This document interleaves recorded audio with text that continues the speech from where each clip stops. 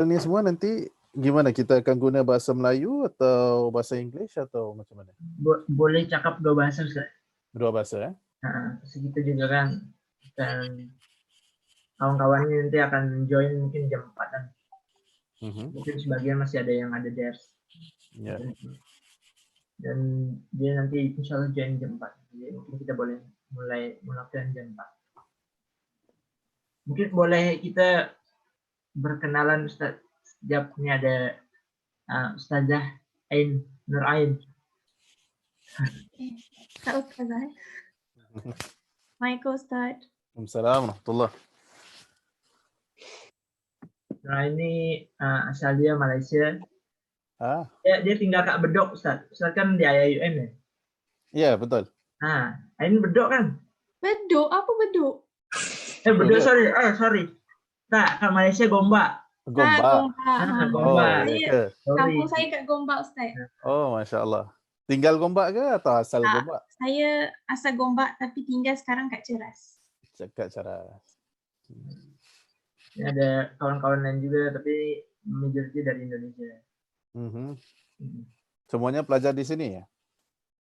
Ini ada Fauzul di Istanbul Sahabatin Zaim. Masya Allah. Dan Adela di Yildiz Teknik University di Istanbul. Waktu ada Muflihatul Khairiyah nih, dia Kak Bursa. Rata-rata kamu semua ambil bidang apa? Oh, macam-macam, Ustaz.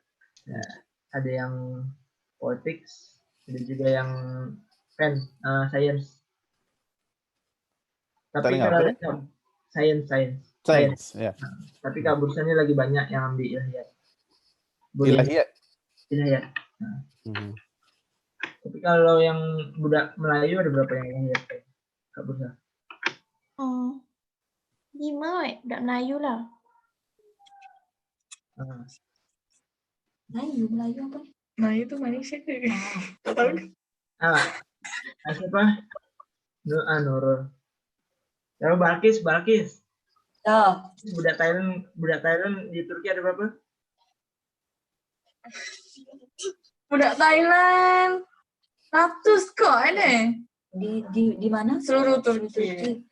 200 fazla boleh. 200 lebih. Oh, banyak ini Indonesia le.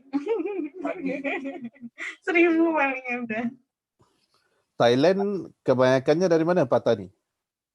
3 wilayah South of Thailand. South of Thailand lah. Kebanyakannya semua South of Thailand lah. Itu lagi banyak yang Pak Tani.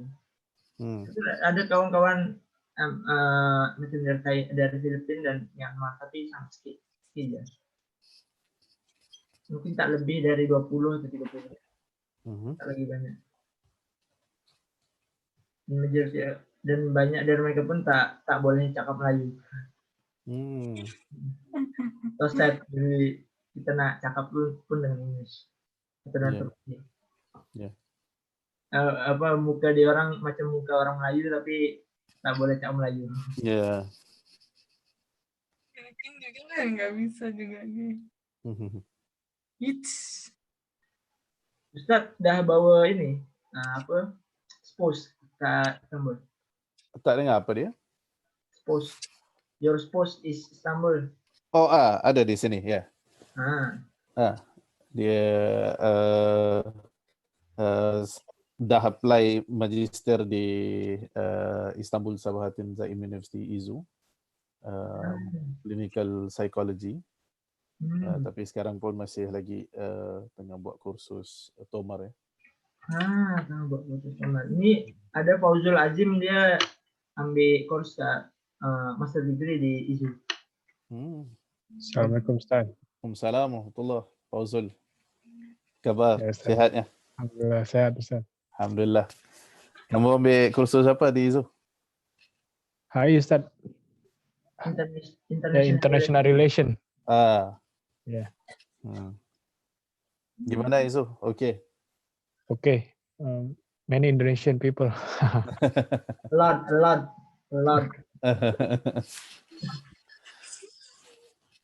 Dan mungkin kita boleh mulakan bila nak. Macam mana Ustaz?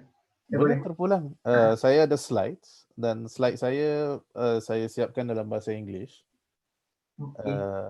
Cuma saya tak pasti sama ada kalau semua selesa bahasa Melayu, saya teruskan dengan bahasa Melayu. Kalau ada yang mungkin kurang faham bahasa Melayu atau kurang selesa, boleh saya terjemahkan dalam bahasa Inggeris. Tapi slides-nya semua bahasa Inggeris. Jadi macam mana nak kita mulakan terus bahasa Melayu ke macam mana? Macam mana? Menurut Ain bahasa Inggeris pun rasanya okey kot, insyaAllah Ustaz. Sebab takut ada yang akan masuk nanti bukan yang boleh cakap Melayu langsung tak faham kan. Jadi mungkin boleh bagi ruang kat mereka untuk faham juga, insyaAllah. Tapi nanti saya akan mulakan dalam bahasa Melayu Ustaz. Boleh, tak ada masalah. Okey, insyaAllah tafadhal Ustazah Nurain boleh dimulakan. Okey Ustaz, boleh mula Ustaz? Silakan. Okey. Bismillahirrahmanirrahim. Assalamualaikum warahmatullahi wabarakatuh. Jadi hari ini, pada petang ini, mari sama-sama kita mulakan Tazkirah Ramadan kita pada petang ini dengan umum kitab Al-Fatihah.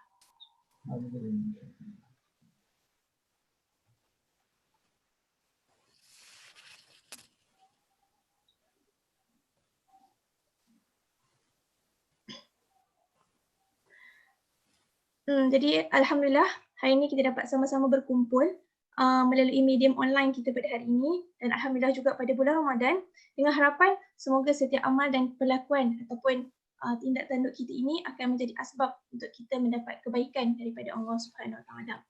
Jadi Alhamdulillah juga hari ini tanggal 18 Ramadan 1441 Hijrah, dan malam ini selepas maghrib kita akan menginjak masuk ke 19 Ramadan. Jadi sudah 18 hari insya-Allah kita telah melalui ibadah berpuasa, dan hanya berbaki 11 hari sahaja lagi kita akan meninggalkan bulan Ramadan. Namun apa yang penting, 11 hari yang berbaki ini, adakah kita melaluinya dengan peluang-peluang atau mencari peluang-peluang atau untuk mengerjakan kebaikan atau menggandakan amalan kita, ataupun kita melaluinya dengan sia-sia tanpa melakukan ataupun nambah amalan kebaikan. Tambahan pula kita sudah mendekati 10 hari terakhir pada bulan Ramadan ini.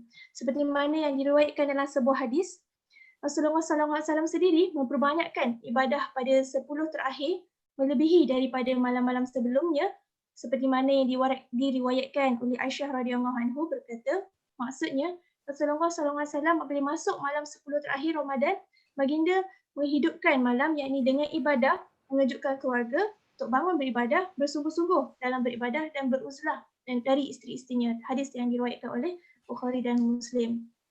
Jadi dengan menghampiri kita 10 malam akhir tersebut, hari ini kita akan bersama-sama dengan Tazkirah Ramadan serta perkongsian dengan tajuk Malam yang lebih baik daripada 1000 bulan dalam bahasa Melayunya dan juga dalam bahasa Inggerisnya, dengan bertemakan persediaan menghadapi Laylatul Qadar.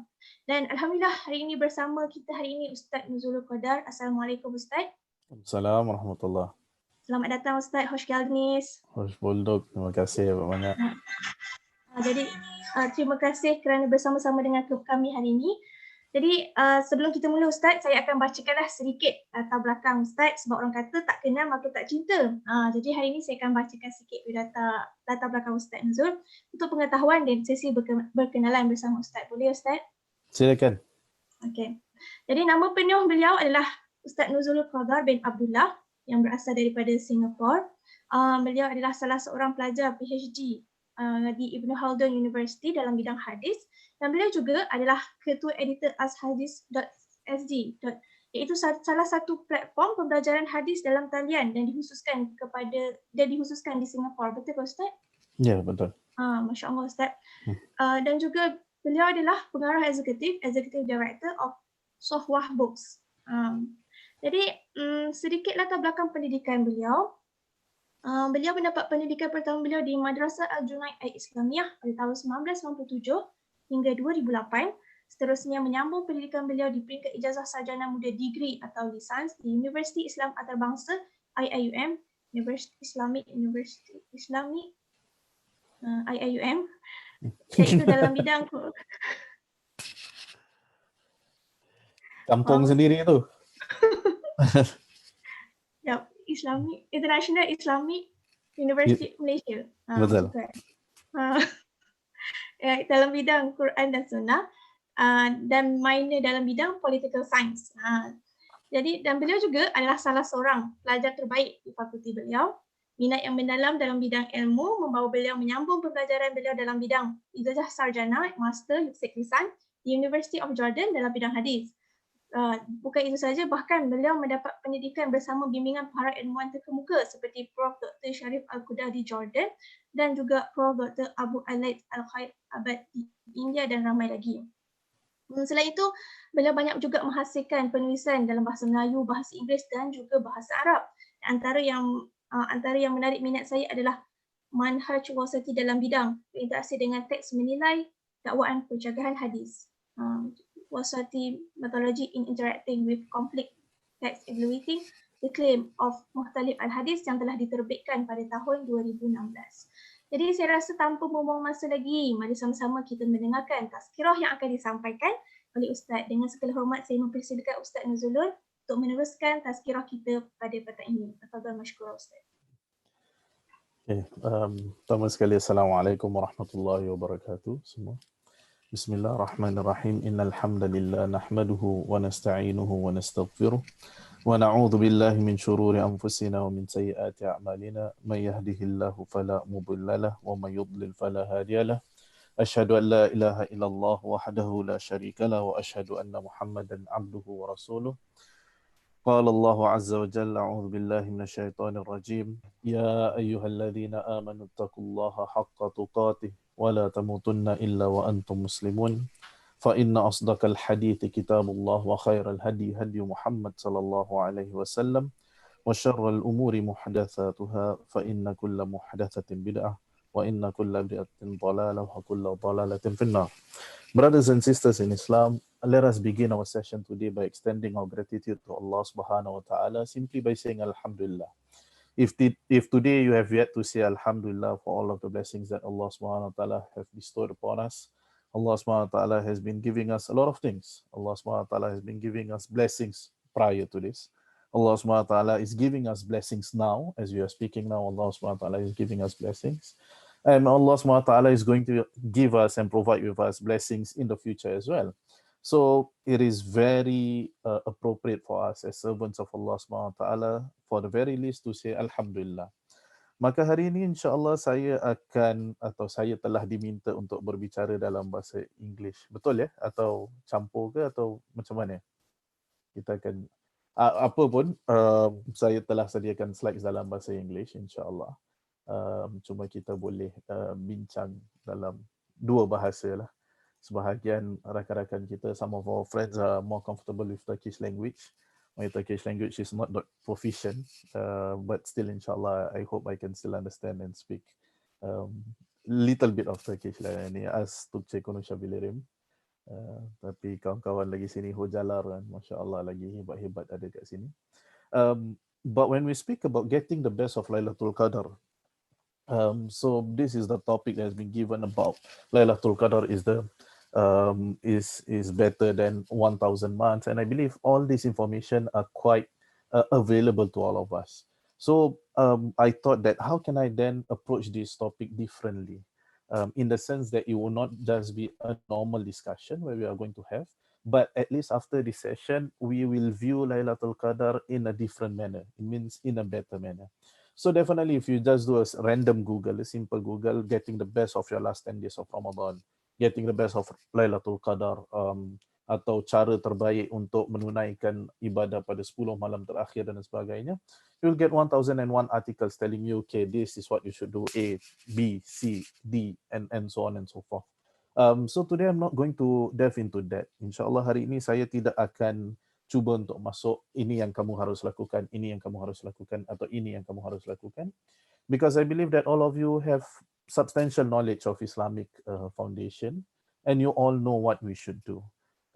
But the approach that I'm going to do today is about Laylatul Qadar, the Quran and us. So Laylatul Qadar, as our scholars understood it, or actually the whole month of Ramadan, especially the last 10 days of Ramadan, is everything about our connection with the Quran. So that's why we say Laylatul in Ramadan, we then enhance our recitation of Quran. Dalam bulan Ramadan kita cuba baca seberapa banyak yang boleh Al-Quran dan sebagainya. Because Allah SWT clearly mentions that Allah SWT revealed the Quran in this month itself, in the month of Ramadan. Quran itu diturunkan pada bulan Ramadan dan kita semuanya tahu. And during our tarawih prayers, dan sekarang ni kita tak dapat pergi masjid kan, jadi imam-imam di rumah semua telah muncul, songkok-songkok, jubah-jubah telah dikeluarkannya. Imam-imam semua telah muncul kembali, Alhamdulillah. Yang dahulunya janji isterinya kata, saya akan jadi imam kamu ya. Sekarang ni Ramadan ni telah menunaikan janjinya itu. Dan during our salat tarawih, usually people would recite, Inna anzalnahu fi Laylatul Qadr. The surah of Qadar itself, that Allah SWT says, verily we have revealed it. And it here refers to the Quran. Allah SWT says that we have revealed it during the night of Laylatul Qadr. Inna anzalnahu fi Laylatul Qadr. Now that verse itself has a very interesting linguistic approach to it. Ada satu approach atau langkah bahasa linguistik yang menarik dalam ayat itu. Allah SWT didn't say we have revealed the Quran on the night of Laylatul Qadr. Allah SWT said we have revealed it on the night of Laylatul Qadr. Allah SWT tidak mengatakan kami telah menurunkan Al-Quran pada bulan malam Laylatul Qadar. Allah SWT mengatakan kami telah menurunkannya di dalam pada malam Laylatul Qadar. Now as we understand in language, people usually do not say it, who domir, unless you have mentioned the word before. So I say Ahmad comes to his house, or Ahmad returns to his house, and he eventually do something like he eats or he sleeps and so on. But I don't start a sentence by saying he goes to his house. So people will ask, who is this he? You need to mention the person first before then using a domir for that person. But in this verse, Allah SWT started the surah by saying, Inna anzalnahu fi Laylatul Qadr, and there's no prior mentioning of Quran in that verse. Now scholars then interpret this verse by saying that when something is so prominent, something is so well known, that by not mentioning it by its name is actually a form of respect. Maksudnya jikalau sesuatu itu terlalu masyhur, terlalu dikenali dan semua orang mengetahui perkara itu, dengan kita tidak menyebut perkara itu, orang sudah memahami dan itu merupakan satu syaraf, satu cara untuk menghormati perkara itu. Sebagai contoh, kalaulah kata saya nanti musim raya ni mungkin kita tak ada kunjungi ziarah-ziarah ya. Tapi kalaulah kata ada, kita kunjungi saudara mara dan ada saudara mara kita mungkin umurnya 20 tahun, 20 mungkin muda, mungkin 30 tahun atau 27 tahun lah, 27 tahun. Lalu pakcik-pakciknya, the uncles come to that person, whether a guy or a lady, dan pakciknya akan tanya, kamu ni bila lagi? Ya, umurnya 27 tahun, datang, kamu ni bila lagi? Tak sebut pun apa perkaranya, tapi sudah mengetahui lah bila lagi, maksudnya bila lagi nak kahwin. Jadi anak saudaranya atau anak buahnya yang umur 27 tahun ni mungkin agak nakal sedikit. Dia pula kata kepada pakcik yang umurnya terbalik, 82 tahun, yang menanyakan tu umurnya 82 tahun. Jadi saya tanya, pakcik pula bila lagi? Ya. Di situ pula maknanya lain. Bukan maksud nak kahwin, tapi maksudnya bila lagi kamu akan meninggal dan sebagainya. Yalah, itu bukan maksud yang baik. Tapi kadang-kadang beberapa perkara yang kita tidak sebutkan, we are not mentioning the thing by its name, by its nature, but just by giving a reference, people would understand what does it mean. Hanya sekadar kamu mengatakan secara lintas, kita sudah mengetahui kerana perkara itu terlalu besar maupun terlalu masyhur. Dan seringkali dikenali bahawasanya Al-Quran itu, atau soalan yang sering diajukan, adakah Al-Quran itu diturunkan pada malam Laylatul Qadar maupun Al-Quran itu diturunkan pada 17 Ramadan, seperti mana yang masyhur di Indonesia, di Malaysia, di Singapura dan sebagainya. Whether the Quran was revealed on 17th of Ramadan or the Quran was revealed on Laylatul Qadar itself, because the verse clearly states that Inna anzalnahu fi Laylatul Qadar. Verily we have revealed the Quran on the night of Qadr, on the night of Laylatul Qadr. So it means that if we are going to opt the opinion that it was revealed on the 17th of Ramadan, then can we say that Laylatul Qadr can also be, is there a possibility that Laylatul Qadr be on the 17th of Ramadan? Because the most famous opinions of our scholars is that Laylatul Qadr is on the last 10 days of Ramadan. Right? Scholars differ in opinion. Generally, there is no authentic hadith to determine an exact date when the Quran was revealed. Tidak ada hadis yang sahih secara jelas menentukan bila Al-Quran itu diturunkan. Yes, there is a narration by Imam Al-Waqidi in his book saying that Al-Quran, it was a narration by Ibn Abbas saying that the Quran was revealed on the 17th of Ramadan. The whole narration was speaking about the previous book. Torah was revealed here, Bible was revealed here, and the last was mentioning that the Quran was revealed on the 17th of Ramadan. However, scholars say the hadith is, or the narration is not strong enough to be a solid proof. There are other opinions, such as the famous book by Sheikh Mubarak Furi, Ar-Rahiq Al-Makhtum. Saya rasa ramai yang pernah melihat dan membaca kitab tu tentang biografi Nabi SAW, sejarah Nabi SAW, telah diterjemahkan dalam pelbagai bahasa, bahasa Indonesia ada, bahasa Malaysia ada, bahasa English ada dan sebagainya. It's easily available on the net. Ar-Rahiq Al-Makhtum, or the translation in English is the Sealed Nectar. In Malay, I'm not really sure what's the exact translation. I would assume it's Rahiq Al-Makhtum. Tapi mungkin juga ada terjemahan-terjemahan lain seperti biografi terunggul Nabi SAW yang dipilih sebagai penterjemah. Wallahu alam, mungkin rakan-rakan ada yang mengetahuinya. It's a good book. It's a good brief book that tells you about the life of Prophet SAW and the lessons that we can learn from the life of Prophet SAW. In that book, Sheikh Mubarak Al-Furi, he argued that the Quran was actually revealed on the 21st of Ramadan. Because he did some astronomical calculation. So Prophet SAW said, I like to fast on Mondays. Nabi SAW suka berpuasa hari Isnin because I was born on a Monday and the Quran was revealed to me on a Monday. That's an authentic hadith in Bukhari. Prophet SAW mengatakan, aku gemar berpuasa pada hari Isnin kerana aku dilahirkan pada hari Isnin dan Quran diturunkan padaku pada hari Isnin. Itu awal penurunannya. So when he did astronomical calculations, which you all know that now we can know exactly what are the dates of Mondays during the time of Prophet SAW. So he said that he thinks most likely it would be on the 21st of Ramadan. Allahu Alam. But there are other opinions, such as if you look at the book of Al-Imam Ibn Kathir, Al-Bidayah wa Nihaya, Al-Imam Ibn Kathir narrated that it was 27 of Ramadan and so on. But regardless, we know that Laylatul Qadr is the last 10 days of Ramadan. And how do we count the last 10 days? It doesn't start on the 20th night. It starts on the 21st night. And this is a very misconception.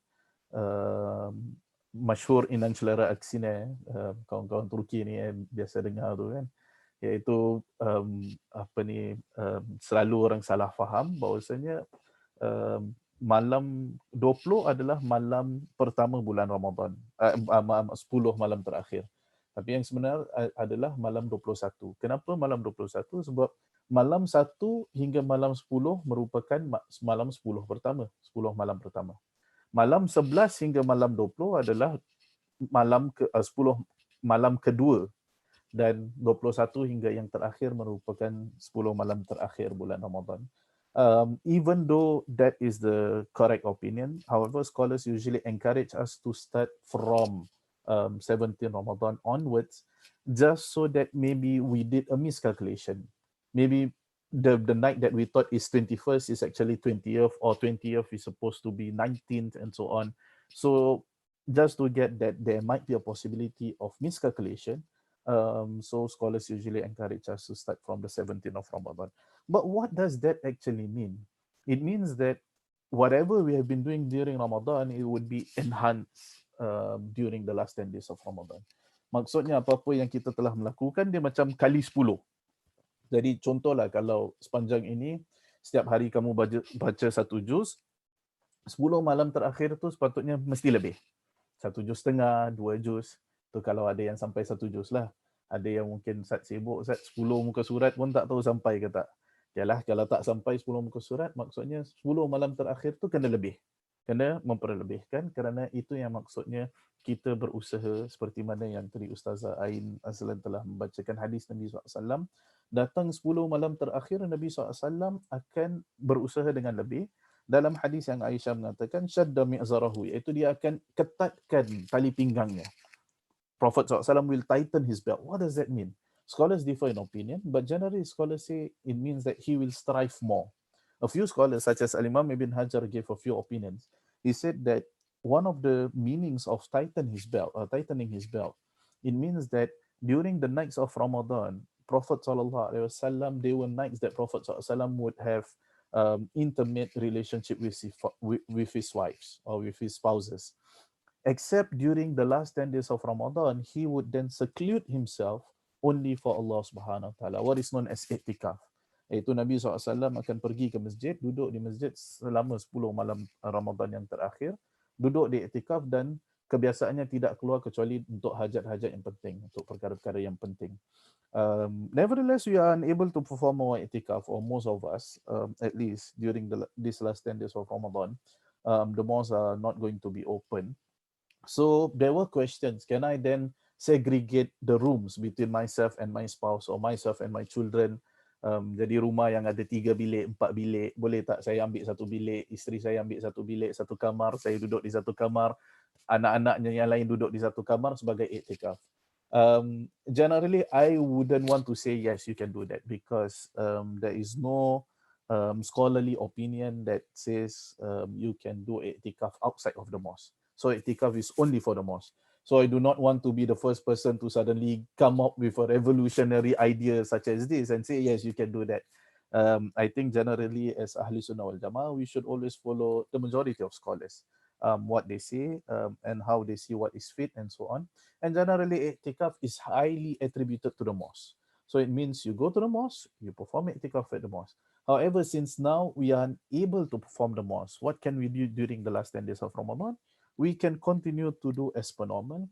But if, let's say, previous Ramadans, we were people who would usually perform i'tikaf, kita merupakan orang yang memang senantiasa melakukan i'tikaf, we pray and we hope insyaAllah Allah SWT akan memberi kita pahala. We hope that we will still get the deeds. Just like how previously we used to pray Jum'ah, and now we are not able to pray Jum'ah. Atau previously we used to pray Tarawih at the mosque. Dulu kita ialah mesti solat tarawih di masjid ya dan sebagainya, kalau tak rasanya hati tak senang dan sebagainya. Sekarang kita tidak dapat, insya-Allah pahalanya akan berterusan.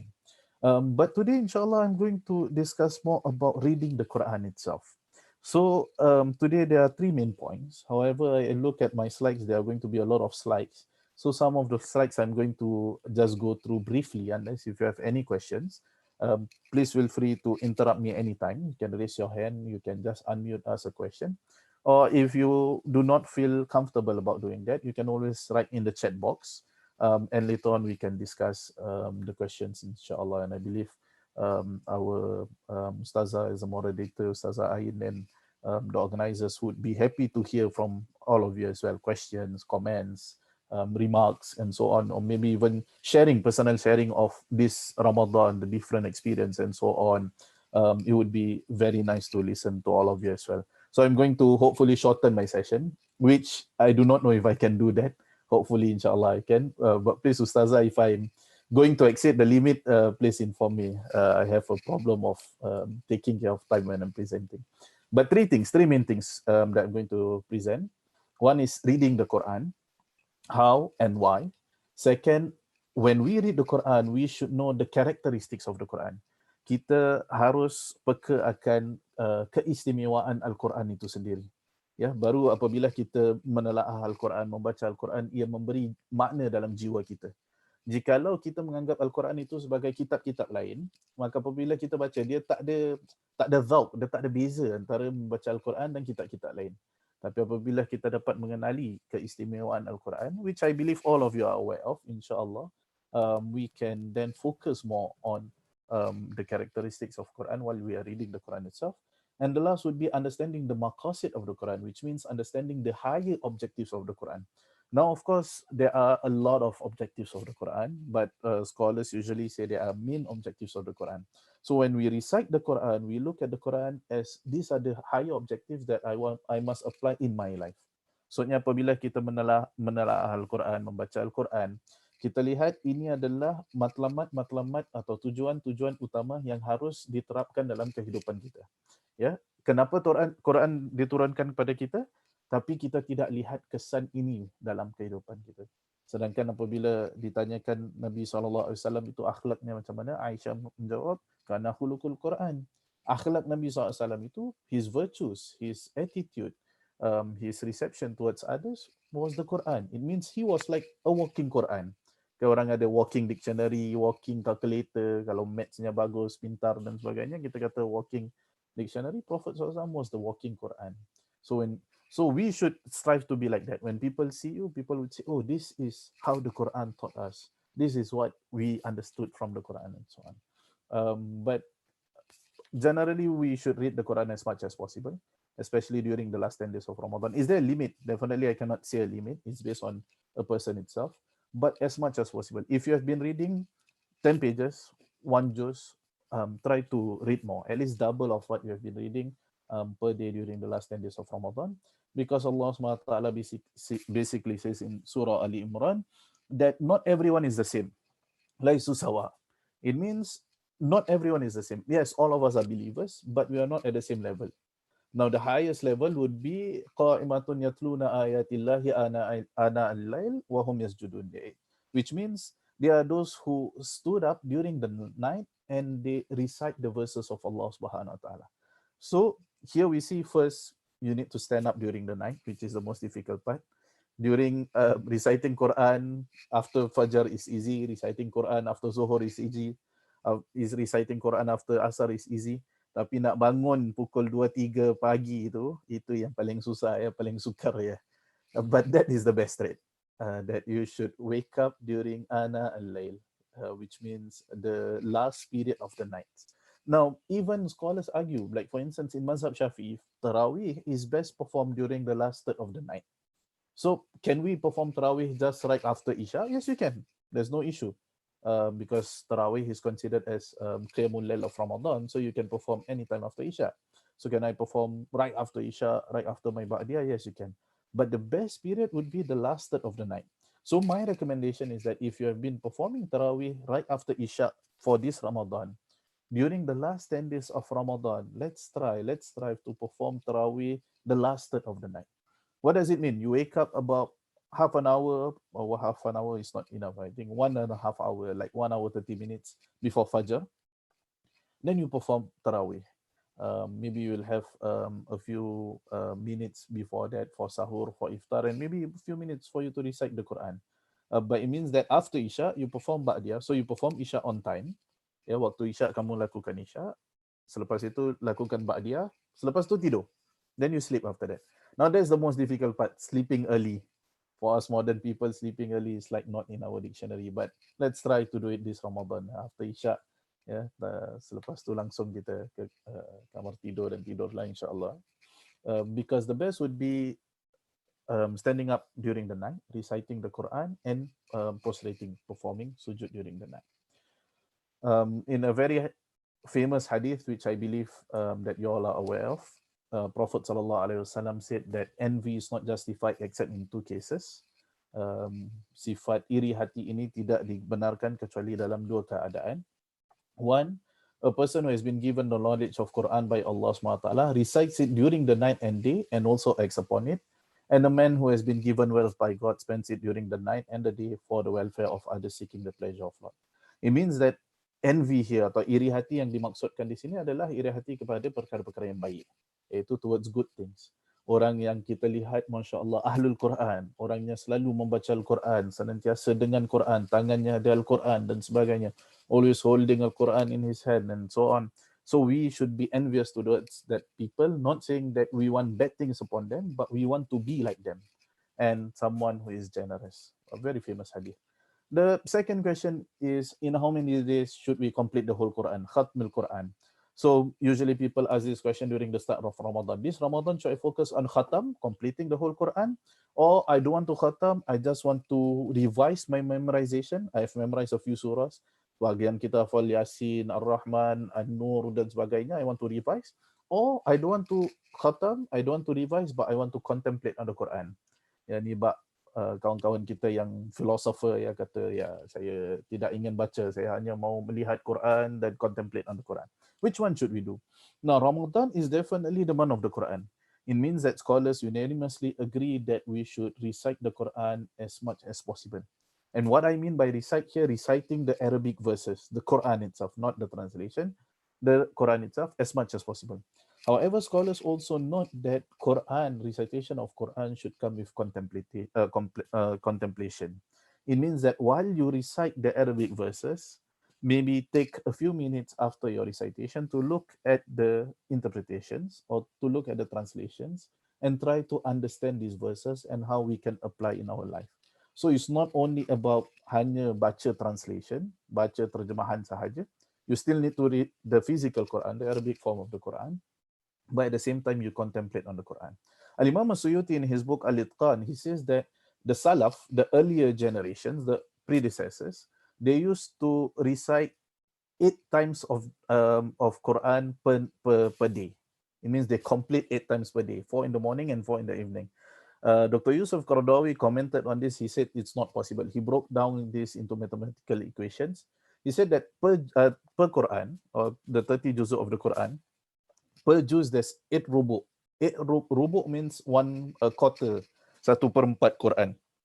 Jadi setiap juzuk ada 8 rubu' and times 2 minutes. So it means that kalau 30 juzuk kali 8 rubu' kali 1 juzuk, 1 rubu' memerlukan kamu 2 minutes for you to recite, would take you roughly about 480 minutes, 8 hours. It means the fastest that you can read to khatam the Quran is 8 hours. And I've seen people, when I was in Jordan, I've seen people who can do this. These are usually for people who memorize the whole of Quran. And some of you, mashallah, by the look of your faces, I do not know, by the look, the nur that I can see from your faces, it seems like you all are hafiz of the Quran and so on.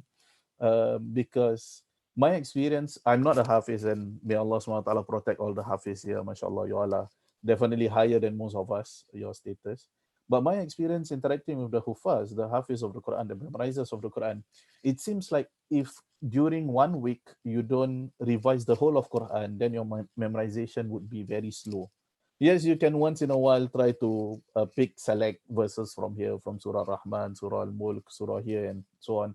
That is very easy. But for you to continue memorizing the whole of Quran in a very efficient manner, you need to revise it at least once a week or once every 2 weeks.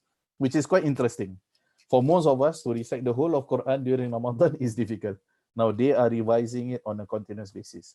So yes, some people, yes, they can do it within a day. I've heard of people doing khatam within a day.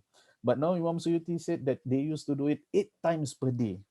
So when we break that down, 8 hours times 8 khatams, it means you need at least 64 hours for you to do 8 khatams, which definitely is not possible. And this means that you don't do anything else. You don't sleep, you don't eat, you don't go to the toilet. So that's why modern scholars say that maybe this is a form of exaggeration, but the whole idea is to encourage people to recite as much as possible. So in how many days should we actually complete the Quran? There's an authentic hadith about this. So I think this should be our guideline. Abdullah bin Amr, a companion of Prophet ﷺ, asked, in how many days should I complete the recitation of the whole of Quran? He replied, in 1 month. Prophet ﷺ said, in 1 month. So this, we see that this is like the guideline. In another narration, it says 40 days. In this narration, it says 1 month. So it means between every 30 to 40 days, the ideal would be for a Muslim to complete the Quran. Now, a lot of us have not been doing this, and myself at times included. We say we are busy with exams, the thesis lah, the project lah, the tu lah, the ni lah, and so on. But the idea is that our things will never complete. Will never complete. There is a very good Arabic shair by saying that we wake up in the morning and we strive in the evening lihajatina, for our needs, for things that we say we need to do this, we need to do this, we need to do this. But it says wahajatu man ya'ish, and the hajats, the needs of a person who is living, will never end. So some people say, I will read the Quran, I will khatam the Quran after I finish this project, or I will khatam the Quran after I finish my exams. I will khatam the Quran once I get married. I will khatam the Quran once whatever it is, I grad from school after my graduation and so on, I will start to memorize the Quran. You know what? If you keep giving yourself excuses, you won't do it. You won't do it. And this is from my personal experience. Because when I finish my exam, I say, okay, after this exam, I will start to khatam the Quran. Something else will come. I say, okay, after this, this is the last one. Then after this. Then at the end of the day, you realize, no, it's not going to work. So you need to make it a practice that, yes, I need to make it to myself. And yeah, it is difficult, but I've been a victim of this as well, that we should try to recite the Quran every month, at least one khatam. But Abdullah bin Amr told the Prophet ﷺ, I'm more energetic than this. I can complete in a period less than this. So he keep repeating. Prophet ﷺ keep decreasing, give a lower amount of days, until it came to 7 days. So Prophet ﷺ said 7 hari. Yeah. Kalau betul-betul kamu semangat, ada masa, tak ada keluarga, tak ada apa nak buat lain, semua 7 hari. He then said, I'm more energetic to complete in a period less than this. 7 hari pun lagi boleh. Yeah, I can still do more than 7 days. So Prophet ﷺ said, who finishes the recitation in less than 3 days does not understand it. It means do not recite too fast that you cannot understand the Quran. So yes, you should try to complete the Quran, try to khatam the Quran, but it's not at the pace that is so fast that you compromise the understanding of the Quran, but not at a pace that is too slow that you are barely not reading it. It means that one day I just read half a page of the Quran. Now I think every one of us, I think the minimum, again, it's based on you, but I think the minimum is at least 5 days, 5 pages per day, at least. It means that after Salah, at least 1 page. And that is extremely minimum. I believe we can do more. Even if you say that, no, I don't know Arabic, I'm a new Muslim, I just started to know the Quran, I cannot recite properly, it's okay. If the worst case scenario, you cannot recite properly the Quran, I think it will take you about half an hour to 1 hour to read 1 page, which is still lesser than the time we spend by watching Netflix or watching a movie, a Hindustani movie, or watching football, which is far much lesser than that. So if we cannot do that, then there's something wrong, something seriously wrong with ourselves. Or if we cannot just stay after every prayer, about half an hour or 1 hour just to recite the Quran. So Allahu A'lam.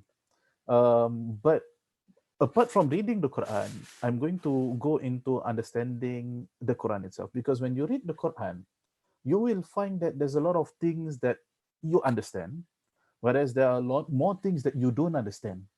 So what do we do? It's very normal. It's very typical. Like for instance, certain verses when we read Qul huwallahu ahad, say Allah is one. Katakan Allah itu Maha Esa. You automatically you will understand. Apa lagi nak? Allah tu satu.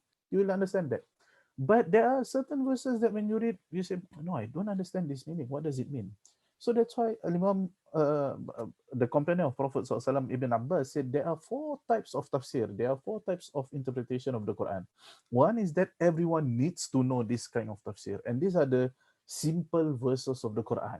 Because Quran speaks in multiple languages and speaks to different strata of the community. Dia berbual dengan, atau Quran itu berbicara dengan lapisan masyarakat yang berbeza.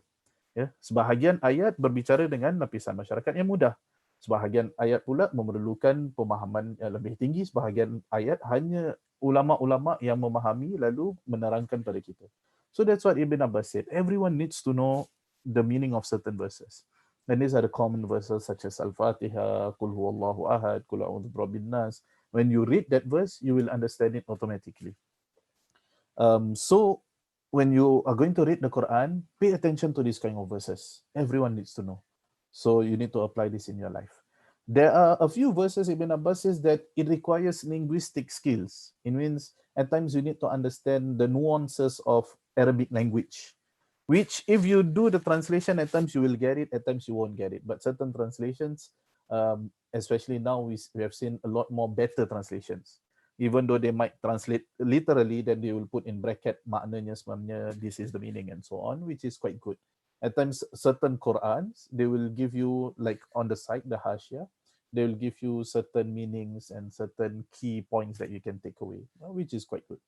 Then there's the third level, only scholars know. And this is the verses that you need to refer to books, big books such as Tafsir bin Kathir, Tafsir Tabari, and so on, to really comprehend the meaning. And there are certain verses that only Allah knows the real meaning. such as Alif Lam Mim, a very simple verse, Alif Lam Mim. Scholars usually say this might be the meaning, this might be the meaning, this might be the meaning. But if you look at the consensus of the scholars, they say that the ultimate meaning, the real meaning, only Allah SWT knows. Which is interesting. Allah SWT is trying to tell us, I'm using Arabic alphabets that you're familiar with. The Arabs know Alif, the Arabs know Lam, the Arabs know Mim, and the Arabs know Arabic language. But now Allah SWT is giving them a word that they do not know. What does it indicate?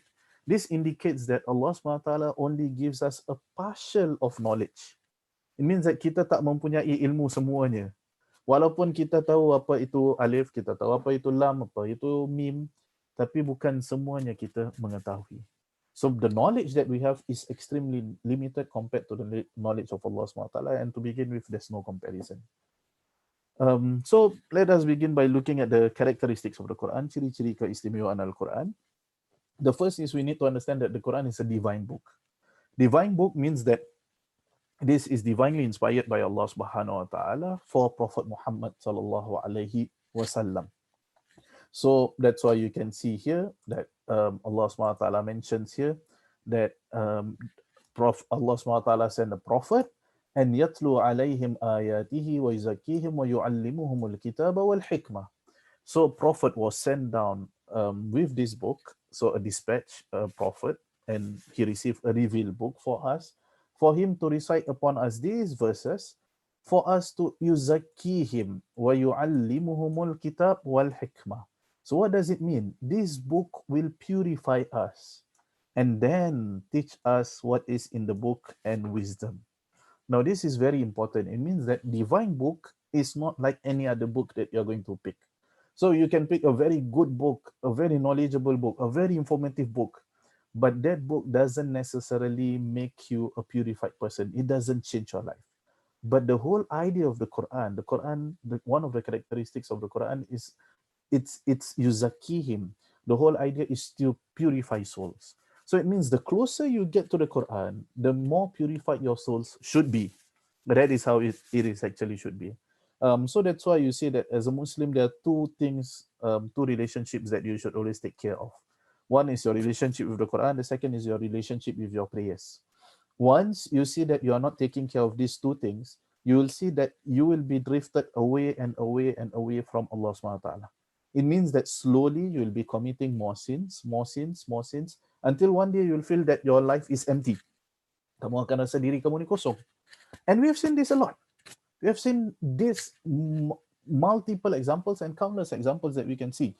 Rakan-rakan yang ada di sini sudah pasti kenal Kate Perry. Kate Perry apa ni? Kate Spade. Apa nama brand tu? Kate Spade ya. Rasanya Kate Spade yang brand mahal, brand mahal beg wanita dan sebagainya. If I'm not mistaken, the brand is Kate Spade. I can remember.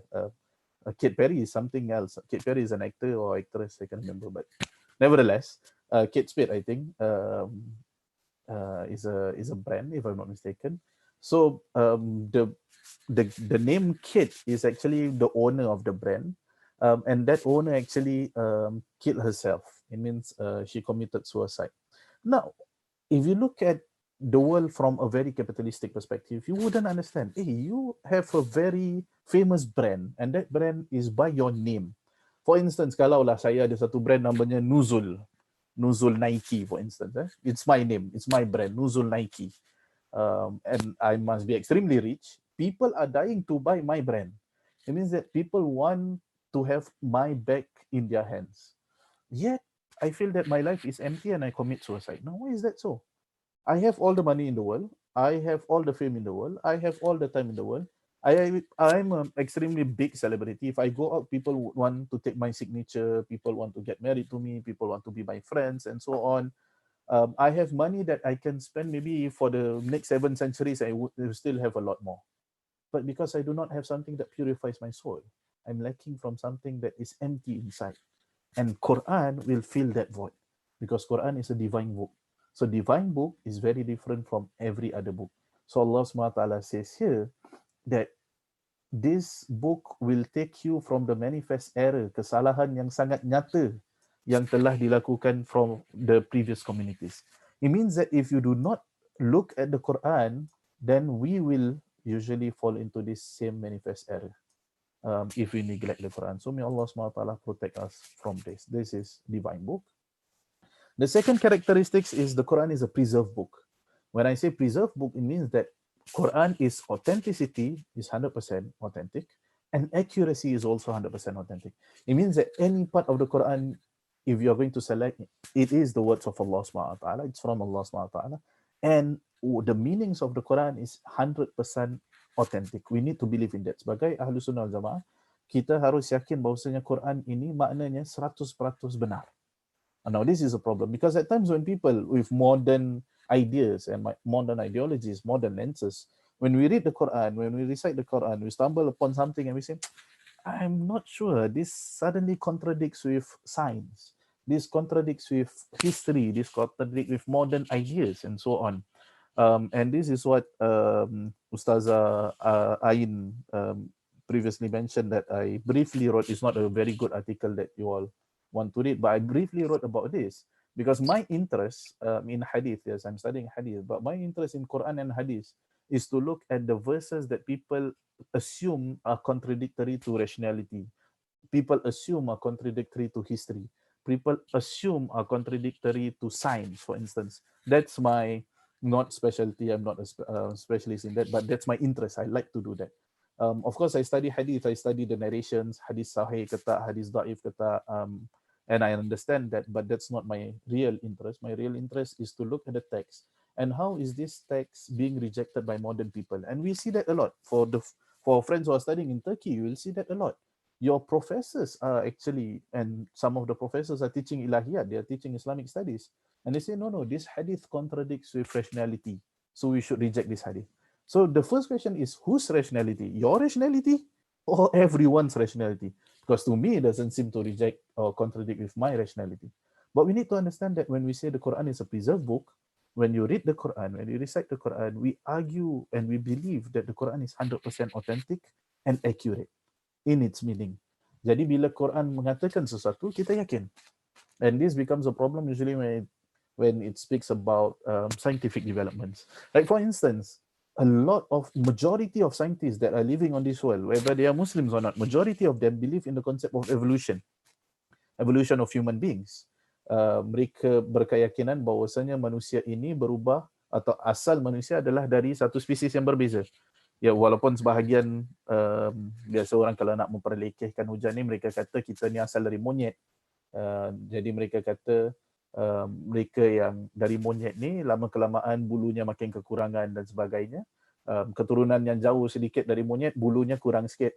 Mungkin keturunan saya lebih dekat dengan monyet sebab tu bulunya pun lebat dan sebagainya. Mereka biasa kata gitu ya. Tapi we do not believe in that, because when we read the Quran, we see that Allah SWT says, وَإِذْ قَالَ رَبُّكَ لِلْمَلَائِكَةِ إِنِّي جَاعِلٌ فِي الْأَرْضِ خَلِيفَةً. Allah SWT informed the angels that I'm going to create a vicegerent, a khalifa on this earth. It means Allah SWT informed that Allah created Nabi Adam as a creation by its own, and it's not a form of evolution. However, a lot of people, a lot of scientists, almost 80 to 90% of scientists believe in the theory of evolution. But then we read the Quran says otherwise. So what should be our stand? Should we then say, oh, the Quran is wrong, and we should change the meaning of the Quran and so on? No, you cannot say that. The Quran is 100% accurate. You can say our understanding of the Quran might be wrong. You can say something else is wrong. I do not want to delve a lot much into evolution, but a simple answer would be evolution is not a fact. It's a scientific theory. Yes, a lot of people believe in that theory, but it's still a theory. It's not a fact. So it means that I believe the Quran is a fact and evolution is a theory, which is at a lower level than a fact. So how can then I give precedence towards a theory beyond a fact? Wallahu a'lam bisawab. And if you want to discuss, maybe we can discuss that offline, inshallah, a lot more about the process of natural selection and everything else. The third characteristics of the Quran is a miraculous book. And what is a miracle? A miracle is something that is beyond human norms. A miracle is not something that is impossible. People usually think mu'jizah is something that is impossible. No. Mu'jizah is something that is possible, however, it's beyond normal norms. Dia perkara yang luar dari jangkaan biasa, tapi dia mungkin berlaku. something that is impossible to happen will never happen. It's impossible. Like I say, Ustaz Nuzul sekarang ada, tapi dia tak ada. Itu mustahil. Dia sama ada atau tak ada. Tapi boleh tak kata sekarang Ustaz Nuzul berada di Istanbul, pada masa yang sama Ustaz Nuzul tengah tawaf di Mekah. Boleh ke tak? Dia kebarangkalian besar tak akan berlaku. Tapi adakah mustahil? Tidak mustahil. Untuk berada pada dua tempat bukan mustahil secara akal. Akal boleh memahami perkara itu. Tapi kebarangkalian besar tidak berlaku. Jadi miracle atau mukjizat adalah perkara-perkara yang kebarangkalian besar tidak akan berlaku. Tapi akal mengatakan ia mungkin bisa berlaku, tapi tidak semestinya perkara itu kebiasaan berlaku. And that is the Quran. The Quran is a miracle. So Quran doesn't speak about something that is impossible, logically impossible. Quran speaks about something that is logically possible, but it is beyond human norms. And mu'jizah, there are two types. There are a few types of mu'jizah that challenges other people, and there are a few types of mu'jizah that does not challenge other people, and it's just to show that this is a miracle from Allah subhanahu wa ta'ala. So a lot of people have been saying that, Ustaz, I want to see a miracle in my life. I want to see a sign in my life. I want to see something special happening in my life. It's because you all usually watch Hollywood movies, or when we were small, we watched Disney movies, and we see that usually there's something miracle that is going to happen, something falls from the sky, and suddenly you meet a princess, you meet a prince, and you live happily ever after, and so on. In real life, there's no such thing as happily ever after lah. Itu maybe in Hollywood movies there is such things, but in real life, there's going to be times that you're going to be sad, there's going to be times that you're going to be happy, there's going to be times that you're going to be challenged. And by looking at the life of Prophet ﷺ himself, there were times that he had misunderstandings with his wives. There were times that he had misunderstandings with his companions. Most of the time during his life, people stood against him. It was not happily ever after, suddenly then everything was shiny and everything is bright. You can see stars in your eyes and so on. No, that's not true life. True life is that when you want to find a miracle in your life, look in the Quran. The Quran is your miracle. We see a lot of people, they have Quran in their hands, but it doesn't change their life. So if you really want a miracle in your life, make the Quran a miracle, because it is a miraculous book. And Allah SWT challenged the people. He says that if you're in doubt with the Quran, in what we have sent upon Muhammad SAW, then produce a surah like it. Produce a surah just like you think the Quran is not a miracle. Produce something like you can do it. But Allah SWT challenged, and then he gave a promise. He says that, and if you do not able to do this, and you will never be able to do it. Firstly, he said, if you are not able to do it, فَإِن لَمْ تَفْعَلُوا, it means if you are not able to do it. And then Allah SWT says, وَلَنْ تَفْعَلُوا, it means that you will never be able to do it. Allah SWT has already given a specific and precise answer to the challenge, that you'll never be able to do it.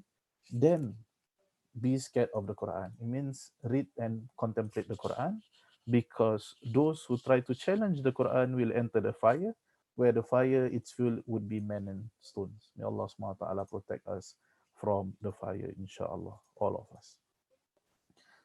The third one is the Quran is a manifest and simplified book. Allah SWT says, وَلَقَدْ يَسَّرْنَا الْقُرْآنَ لِلذِّكْرِ فَهَلْ مِن مُدَّكِّرٍ. Allah SWT says that the Quran has certainly been made easy for remembrance. Quran ini telah dipermudahkan untuk kita. Ya. Maka Allah SWT mengatakan, ada tak dari mereka yang melakukan zikir? Of course, the English translation, again, is not that exact when you look at the Arabic word. The Arabic word is zikir. Of course, the literal translation of zikr would be remembrance, right? So any one of you remember. But zikr is not only remembrance. Zikr means constantly uttering the words. So that's why kita kata lepas solat zikir and subhanallah, subhanallah, subhanallah, because you utter the words, zikr. And also, zikr means constantly being in the state of reminder.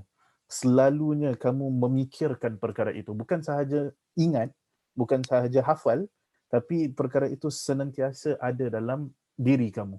Maka itulah maksud zikrullah, iaitu kamu senantiasa mengingatkan diri kamu tentang Allah SWT. And I understand the trouble of translators. There's no equivalent one word in English. So how then do you translate? So the closest would be remember. But remember doesn't serve of utterly, continuously uttering the words. And continuously being in the state of reminder.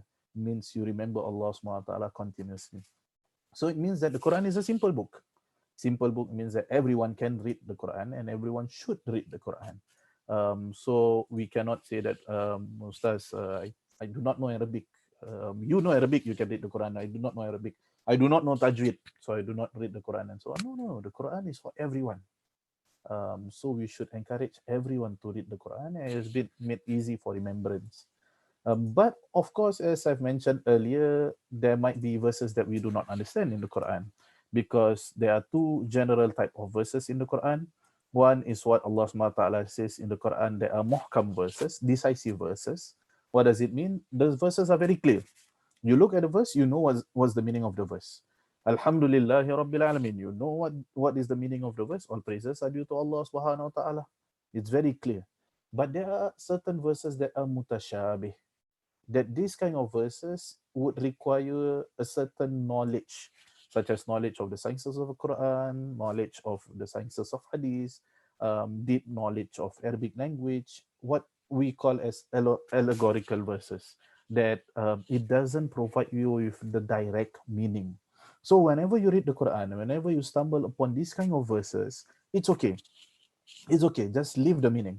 You read the translation and you do not understand, just leave it and go to the verses that are muhkam, that are decisive, that are more easier for you to understand. If let's say this kind of verses bother you, like you say, I still want to know what are the meaning of these verses, you put a note to these verses, maybe write it on a separate paper, and you can ask people who know, like we have Ustazah Ain here. You can always ask these questions to Ustazah Ain, inshallah. I think Ustazah Ain is more than happy to answer your questions if you have this kind of verses. Now, certain people might ask, Ustaz, then why do we have allegorical verses in the Quran, mutashabihat? Why didn't Allah subhanahu wa ta'ala make everything clear? So I read it once, I understand. Why did Allah subhanahu wa ta'ala include these mutashabihat verses in the Quran?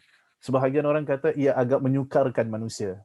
Ya, kalau semuanya kita faham, baca faham sudahlah. And we understand nowadays, in modern days, we think that a book is good when the book has been made simplified for people.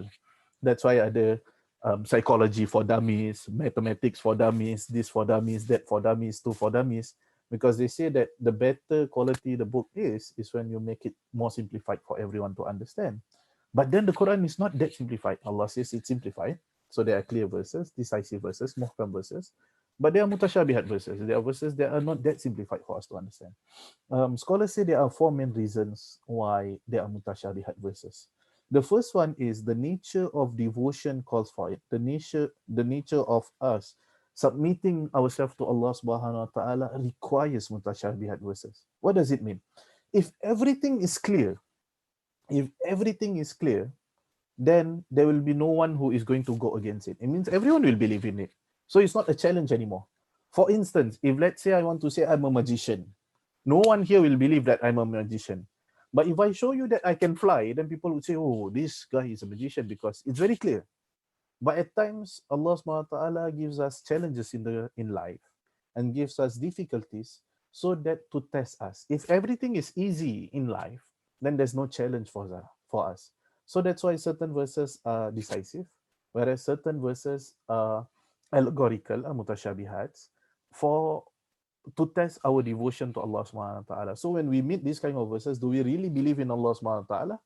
Atau when we meet these kind of verses, then we say, no, I accept those verses, but these verses I do not accept. And this happened. My brothers and sisters in Islam, it happened a lot in our culture.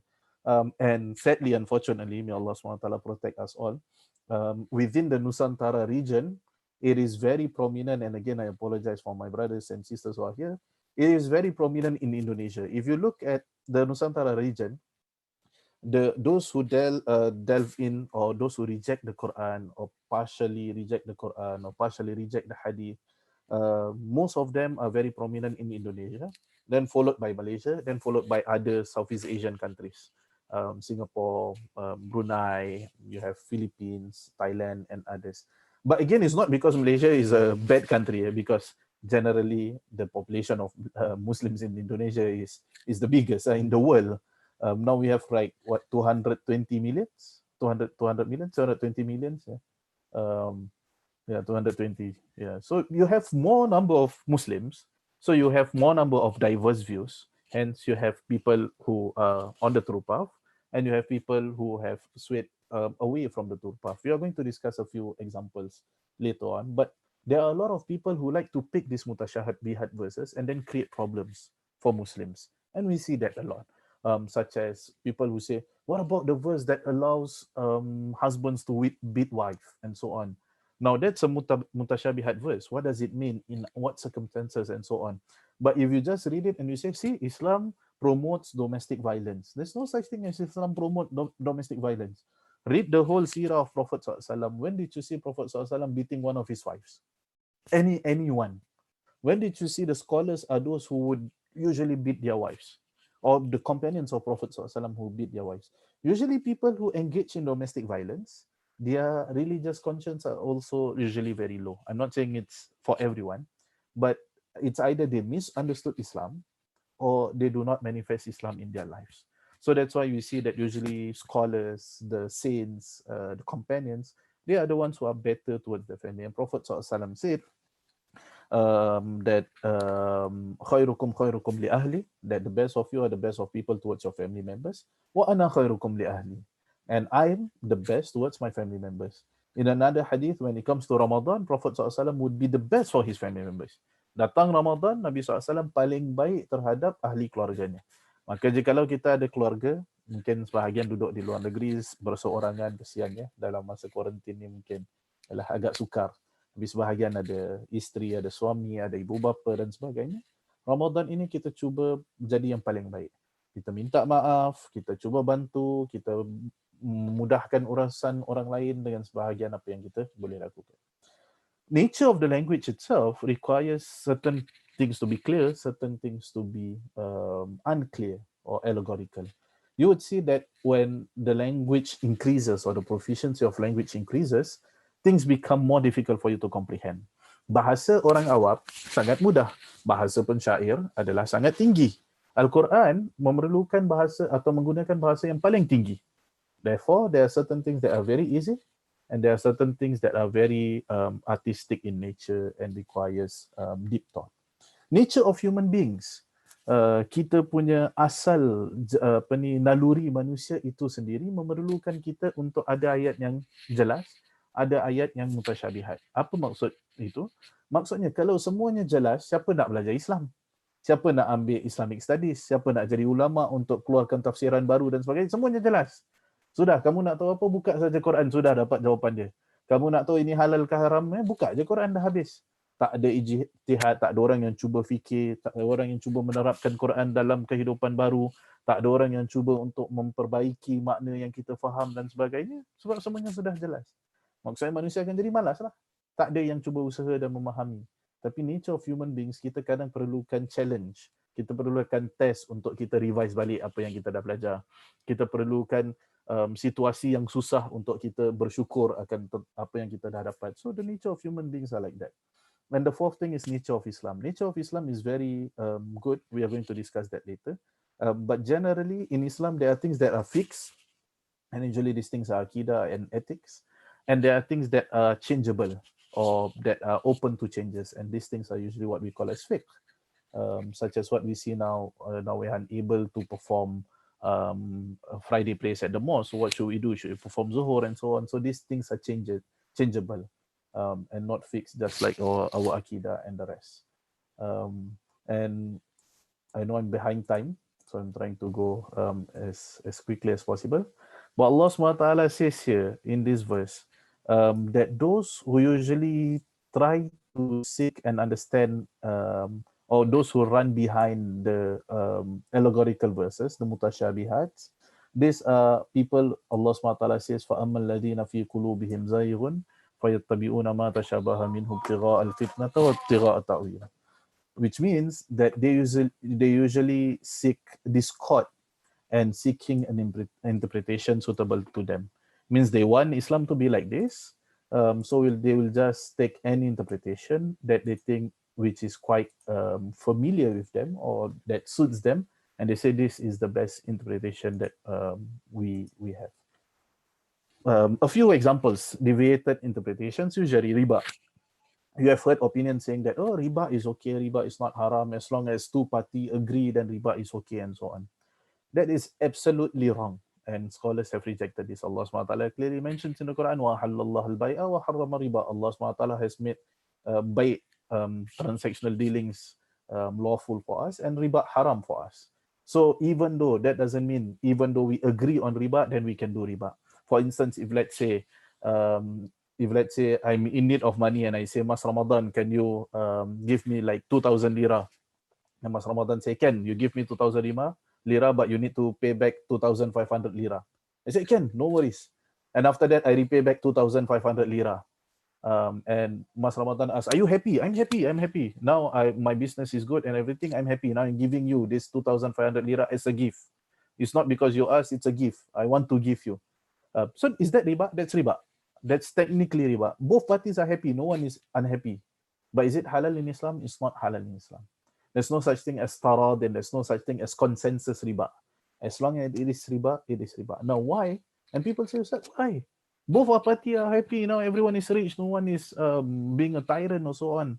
It is because the idea of pinjamkan duit, the idea of borrowing money in Islam is a form of assistance.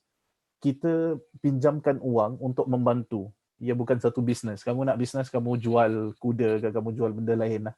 Tapi kamu bukan pinjamkan wang. Itu bukan caranya untuk membantu. Kerana orang yang memerlukan wang, orang yang membutuhkan wang adalah orang yang tidak ada wang. Tapi sekarang kamu ingin membuat atau mendapatkan wang dari orang yang tidak ada wang atau orang yang membutuhkan wang. Itu idea capitalism lah. Kamu capitalize the poor so that you'll become richer and richer lah. So tu yang orang cakap apa, when the poor gets poorer and the richer gets richer kan. That's why it's haram in Islam. That's not the concept. The concept of Islam is a communal concept. We pay zakat, we pay fidya and so on. And zakat is not tax. People usually say zakat is tax. Recently they sent me a video, I think it was released today or a few days ago. Nas Daily, I think all of you have heard of Nas Daily, a very influential social media guy. He released a video saying that fidya is a form of tax. No, fidya is not a form of tax. Because tax is for public utilities. It means that you can use for the needy, orang-orang yang memerlukan, tapi kamu juga boleh buat road, kamu boleh buat sekolah, kamu boleh buat public toilet, tandas awam dan sebagainya. Tapi zakat tidak boleh. Kamu nak bayar zakat untuk buat bina tandas awam, tak boleh. Dan zakat bukan untuk kerajaan, it's not untuk daulat, it's not for the state, but it's for people who are in need. Hijab, certain people say, and yes, there is this famous Mufassir in Indonesia who usually comes to Singapore. I've met him a few times in Singapore. He says there's no such thing as hijab in Islam. In Islam, it's about dressing modestly. So you can dress whatever you like as long as it is modest within your society. He says that hijab is an Arabization, a form of Arabic culture that you have brought into the Nusantara value. So he says if you look at one of the examples he gave that I believe you all are aware of, definitely you all are very knowledgeable people. You have heard of Buya Hamka. I'm not sure, but this is what he says. When he comes to Singapore, this is usually what he says. The example that he gave, Buya Hamka punya isteri tidak pakai hijab, tidak menutup kepalanya. Whether it's true or not, I do not know. That's what he said. So he said, why? This means that Nusantara Islam tak perlu pakai hijab. Sehingga kan Buya Hamka, a mufassir, a very scholarly person, his wife doesn't don the hijab or doesn't wear the head veil. So hence hijab is not wajib and it's an Arab thing and so on. Now that's a very misinterpreted understanding of the Quran. You simply look at Surah An-Nur. How can you interpret that verse beyond what it is mentioned? And if let's say you don't understand that, there are authentic narrations from Prophet ﷺ. But you need to differentiate between two things.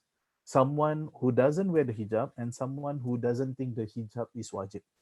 Someone who doesn't wear the hijab, but he says, this is my personal challenge.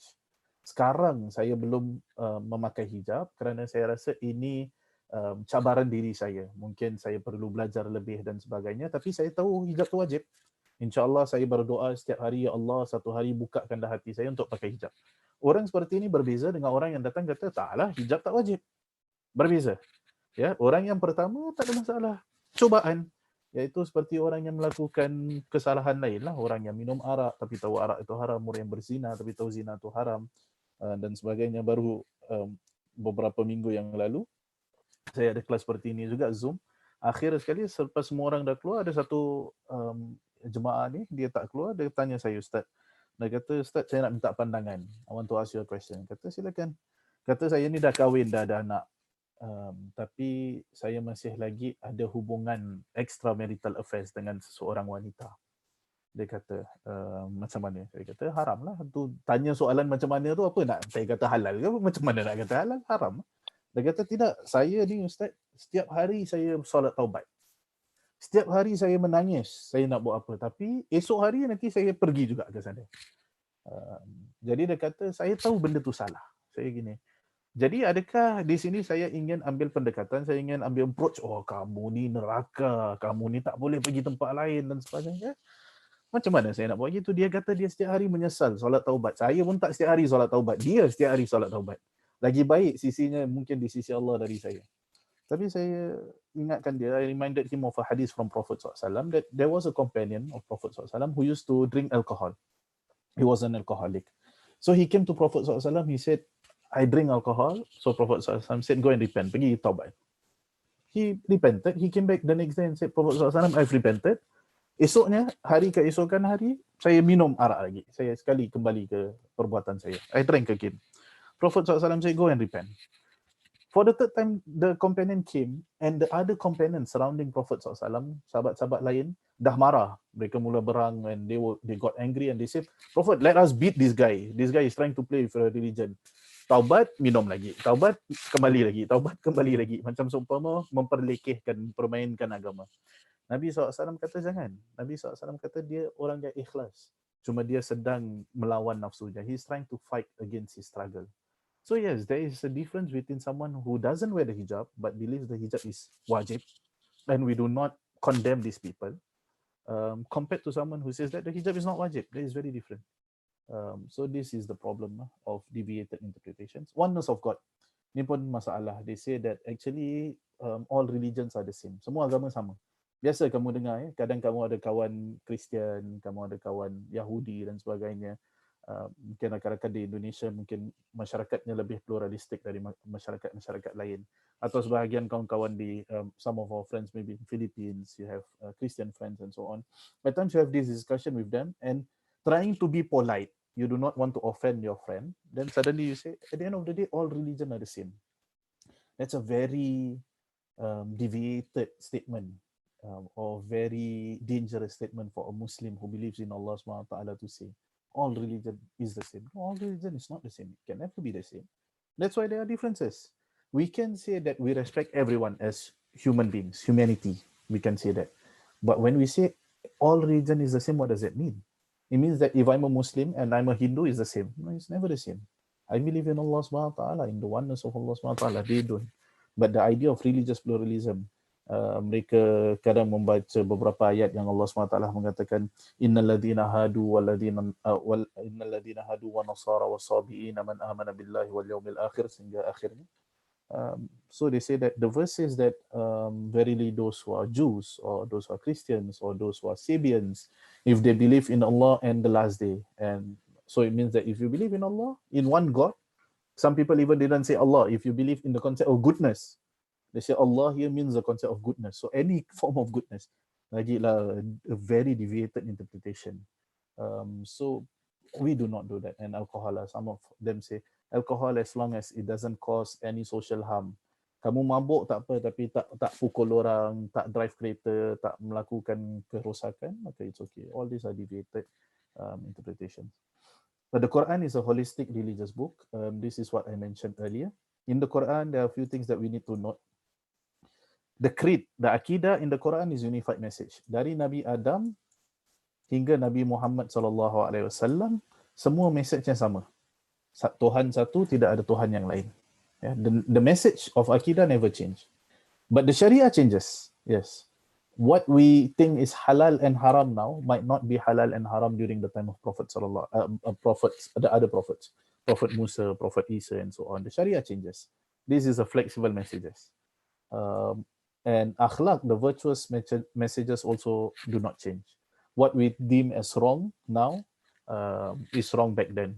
Contohnya membohong, lying is a sin, is something that is seen as non-virtuous, something that is bad. It has been as such during the time of Prophet Adam until Prophet Musa, until Prophet Muhammad sallallahu alaihi wasallam, which is very interesting because when I was reading the book of Sheikh Ali Al-Tantawi, he said that identifying good and bad is part of the nature of creations, all creations, even beyond human beings. He said that you look at when you feed, he gave an example, Sheikh Ali Tantawi said, when you feed a cat, bila kamu kasih kucing makan, ya, di Istanbul there's a lot of cats, you feed a cat, the cat will sit there and eat. But when you are eating, a cat comes and steal your food, the cat will run away with the food. So he says that, you see, when I look at a cat, I know that the cat knows what is right and what is wrong. So it means that the cat knows when I give the food, maksudnya itu pemberian, kamu boleh duduk sana makan. Tapi apabila dia curi, dia lari sebab dia tahu itu salah. Dia kata, if a cat knows, what more a human being? The more that we should know what is right and what is wrong. Allahu a'lam bisawab. Moving on, the Quran is the eternal holy book, which means that it's a one book until the end of the times. So a lot of you have been asking, some of you might be still asking, why is the Quran revealed in Arabic? What is the wisdom? Because I don't speak Arabic. Someone else don't speak Arabic. He doesn't speak Arabic. But we need to read the Quran in Arabic. Can I just read the Quran in its translation? No, you still need to read the Quran in the Arabic form and then read in every other language. The first answer would be is that the Quran needs to be in a particular language. If the Quran was not in Arabic, in any other language, people will still ask, katalah Quran diturunkan dalam bahasa Jepun, Japanese. People will still ask, why is the Quran in Japanese? Why is it not in Turkish? Why is it not in Amharic or any other language and so on? There needs to be a language, first thing. And secondly, why is it in Arabic language? Because Arabic language has a lot of meanings that are not exposed to any other language.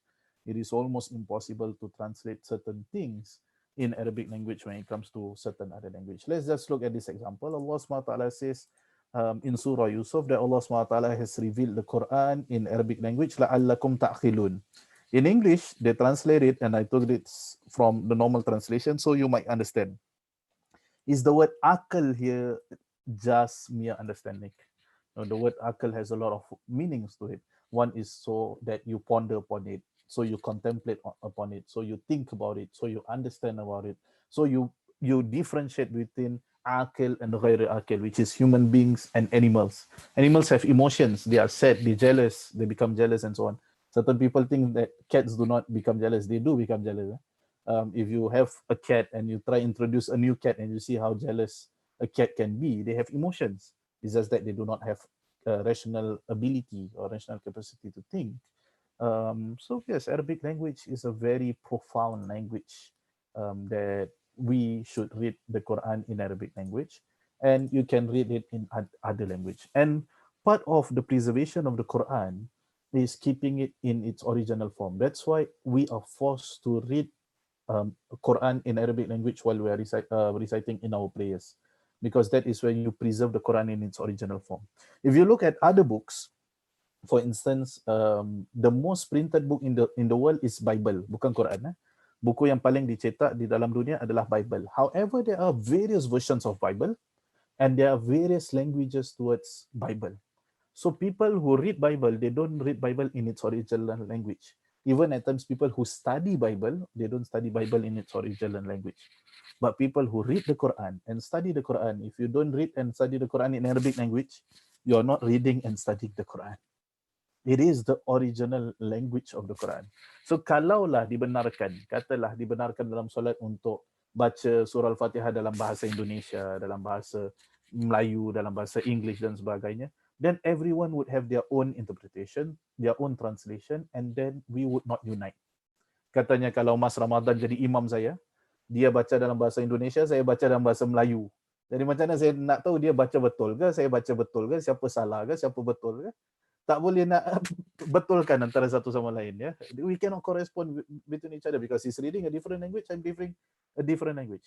But now the unity of Muslims, whether the imam is from Zimbabwe, I have never met the imam, or the imam is from Brunei and I do not know the imam, But once the Imam recites the Quran, if he recites the Fatiha, if he recites it wrongly, I will know. Directly, I will know. Even though we have never met, even though I've never been to that place, I've never been to any part of the world. And if he recites the normal surahs, such as Qul Huwallahu Ahad and so on, simple people would know. It doesn't take a rocket scientist Muslim to understand that you recited it wrongly. Now that is the whole idea of preservation of Quran in its original language, and certain people think that they are forced to read the Quran in Arabic language. Yes, we are, because that is how the Quran was revealed. Of course, to understand it, it's always okay for us to read the translation and so on. But second, the last part of my presentation, inshallah, is to understand the maqasid or higher objectives of the Quran. The first point is, why did the Quran was revealed to Prophet SAW? The first point is to rectify our creed, untuk memperbetulkan akidah. Akidah kita kena betul. Tauhid kepada Allah Subhanahu Wa Taala, yakin kepada Nabi SAW, believe that there is qiyamah. And for those of you who really fight justice, now sekarang kita nampak banyak orang yang di social media kata kita fight social justice dan sebagainya. Orang yang fight social justice tapi tidak berkeyakinan, do not believe in yaumil qiyamah, doesn't know the understanding of justice. Sebab konsep justice itu, keadilan, tidak akan berlaku di dunia ini secara penuh. You'll never get full justice in this world. Kita sudah lihat berapa ramai orang yang kaya-kaya, yang penipu, yang perompak, masuk court terlepas. Masuk mahkamah, hakim kata dia tidak bersalah. Orang inilah orang yang baik. But we know for sure these are the worst of evils and the worst of mankind are these people. Yet we won't get justice in this world. So we need a higher justice, a divine justice. And when will we get that justice? In Qiyamah. So when we understand that divine justice can only come in Qiyamah, it means it also serves as a reminder for us that we will take care of our actions. Kita bila nak lakukan sesuatu, kita tahu ya tak ada orang nampak ya, boleh lakukan. Aku akan terlepas, hakim ni kawan aku ya, bisa kita cakap gini-gini, ya kasih duit sikit ya, boleh terlepas. But you know that yes, you will be freed from justice in this world, but you'll never be free from Allah Subhanahu Wa Taala. And that is one of my personal thing that I'm scared of. The ard. In the hadith whereby Prophet ﷺ said in Qiyamah, where everything will be shown out, what we call in Arabic as ard. Imagine like there's a screen beside you, and that screen shows every single thing that you have done from your birth until you die. Every single thing. Things that your wife do not know, things that your husband do not know, things that your parents do not know, things that only you yourself know. No one else knows about it. And it's very scary. So we hope that Allah SWT protect us all. That's why in the hadith, Prophet ﷺ said, Man satara musliman satara Allahu yawmal qiyamah. Whoever conceals the aib, the fault of a Muslim, a brother or sister, Allah SWT will conceal his fault in akhirah. So if you're really scared of that, you do not want Allah SWT to project your sins, do not reveal other sins. And we're talking about sins. We know that the person did that sin. Kita tahu orang tu memang dah lakukan, orang tu melakukan zina dan sebagainya. But it's not our right then to expose to everyone else by telling that this sin and the person did this and that. Wallahu a'lam bisawab. The second would be affirm human dignity and rights. So we say that everyone has rights, whether male or female, and we also fight for the rights of the oppressed. That is the objective of the Quran. I think that's very clear. The third is devotion to Allah SWT, ibadah, وَمَا خَلَقْتُ الْجِنَّ وَالْإِنسَ إِلَّا لِيَعْبُدُونَ. This is also very clear that I did not create jinn and mankind except to worship me. The fourth is purification of soul. We have touched briefly on this, that the Quran should actually purify your soul.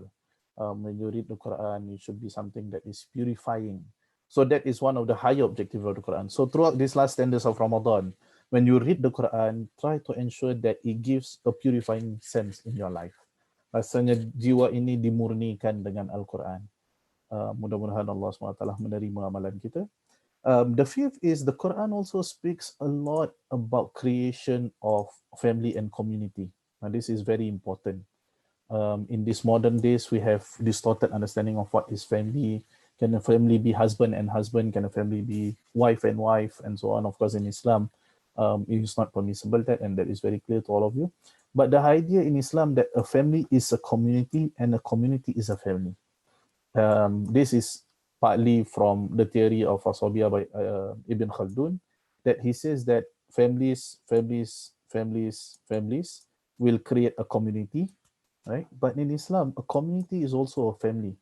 It means that we as a community, we should look after one another. So let's take this last 10 days of Ramadan. Let's take this period. And of course, we are unable to go outside, right? Kita tak boleh keluar dan jumpa keluarga kita dan sebagainya, tak boleh ziarah. Let's take this opportunity and look at our closest friends, our closest family members. We look at them, ada tak yang memerlukan duit? Some of them, are they in need of money? And I have a lot of money. Should I give them? Yes, you should, because a community is a family. You as one community should support each other. During this last 10 days of Ramadan, let's do that. And now we are in the state of, most of us are in the state of quarantine. It means kita tak dapat untuk bayarkan iftar untuk orang lain, tak dapat masakkan dan sebagainya. But please, this last 10 days of Ramadan, that doesn't stop you from buying food from everyone, for everyone else. For those of you who are in Turkey, definitely you have apps like Yemek Seperti dan sebagainya. Kamu hanya picit saja, hantar makanan ke orang lain dan sebagainya. I'm not sure if in Bursa, I believe in Bursa pun ada Yemek Seperti, ya, ada, atau tidak pun ada app-app lain lah. Di Indonesia pasti banyak yang ada Gojek dan sebagainya. Di Indonesia, di Malaysia pun begitu, ada apps-apps yang seperti ini. Or in other countries, definitely you have this kind of apps that they can send food to your family members or your friends. Let's take this opportunity during the last 10 days of Ramadan. One day, each day we change people. So let's say today, I'm going to buy for you. The next day you buy for someone else. The next day you buy for someone else. And say today you don't need to cook. I'll order whatever you want. I'll order and I'll pay for that. So inshallah, we will still get the reward of buying for someone else. Especially for those who are working here. I'm not sure if some of you are working. We have a lot of students here. And some of the students are facing exams now, ada stress, living alone dan sebagainya. So not only dapat pahala buka atau dapat pahala iftarkan orang, you provide food for people, you will get the rewards of lifting the burdens of students while exam and stress and so on. So multiplied rewards. So that is something that we can look into in this modern world. Doing iftar by giving them expertise. It's not the best. It's not the best because the best is for you to cook and serve them. But giving the limitations, at least that is what we should do by becoming a community as a family. And that's one of the understanding of Maqasid Sharia, or Maqasid of the Quran. But one of the things that in a family that we should do is, what are the things that ladies during the last 10 days of Ramadan that are having menses can do? Because yes, it might be psychologically draining for ladies who are having menses during the last 10 days of Ramadan. Now you have planned, okay, last 10 days I want to read the Quran as much, this. I've jotted down everything. Sekali, before the last 10 days, you get your menses. Just right before your last 10 days, you notice that Allah SWT has decided that you are under menses. So when you are under menses, definitely you are not allowed to pray. You are not allowed to fast, right? And this is very clear. However, recently a friend of mine sent a link which is from Indonesia. I do not know the author, but the author says that actually ladies who are under the menses should continue to fast. It's from Mubadala News. Tak tahu rakan-rakan ada yang pernah dengar atau tidak Mubadala News.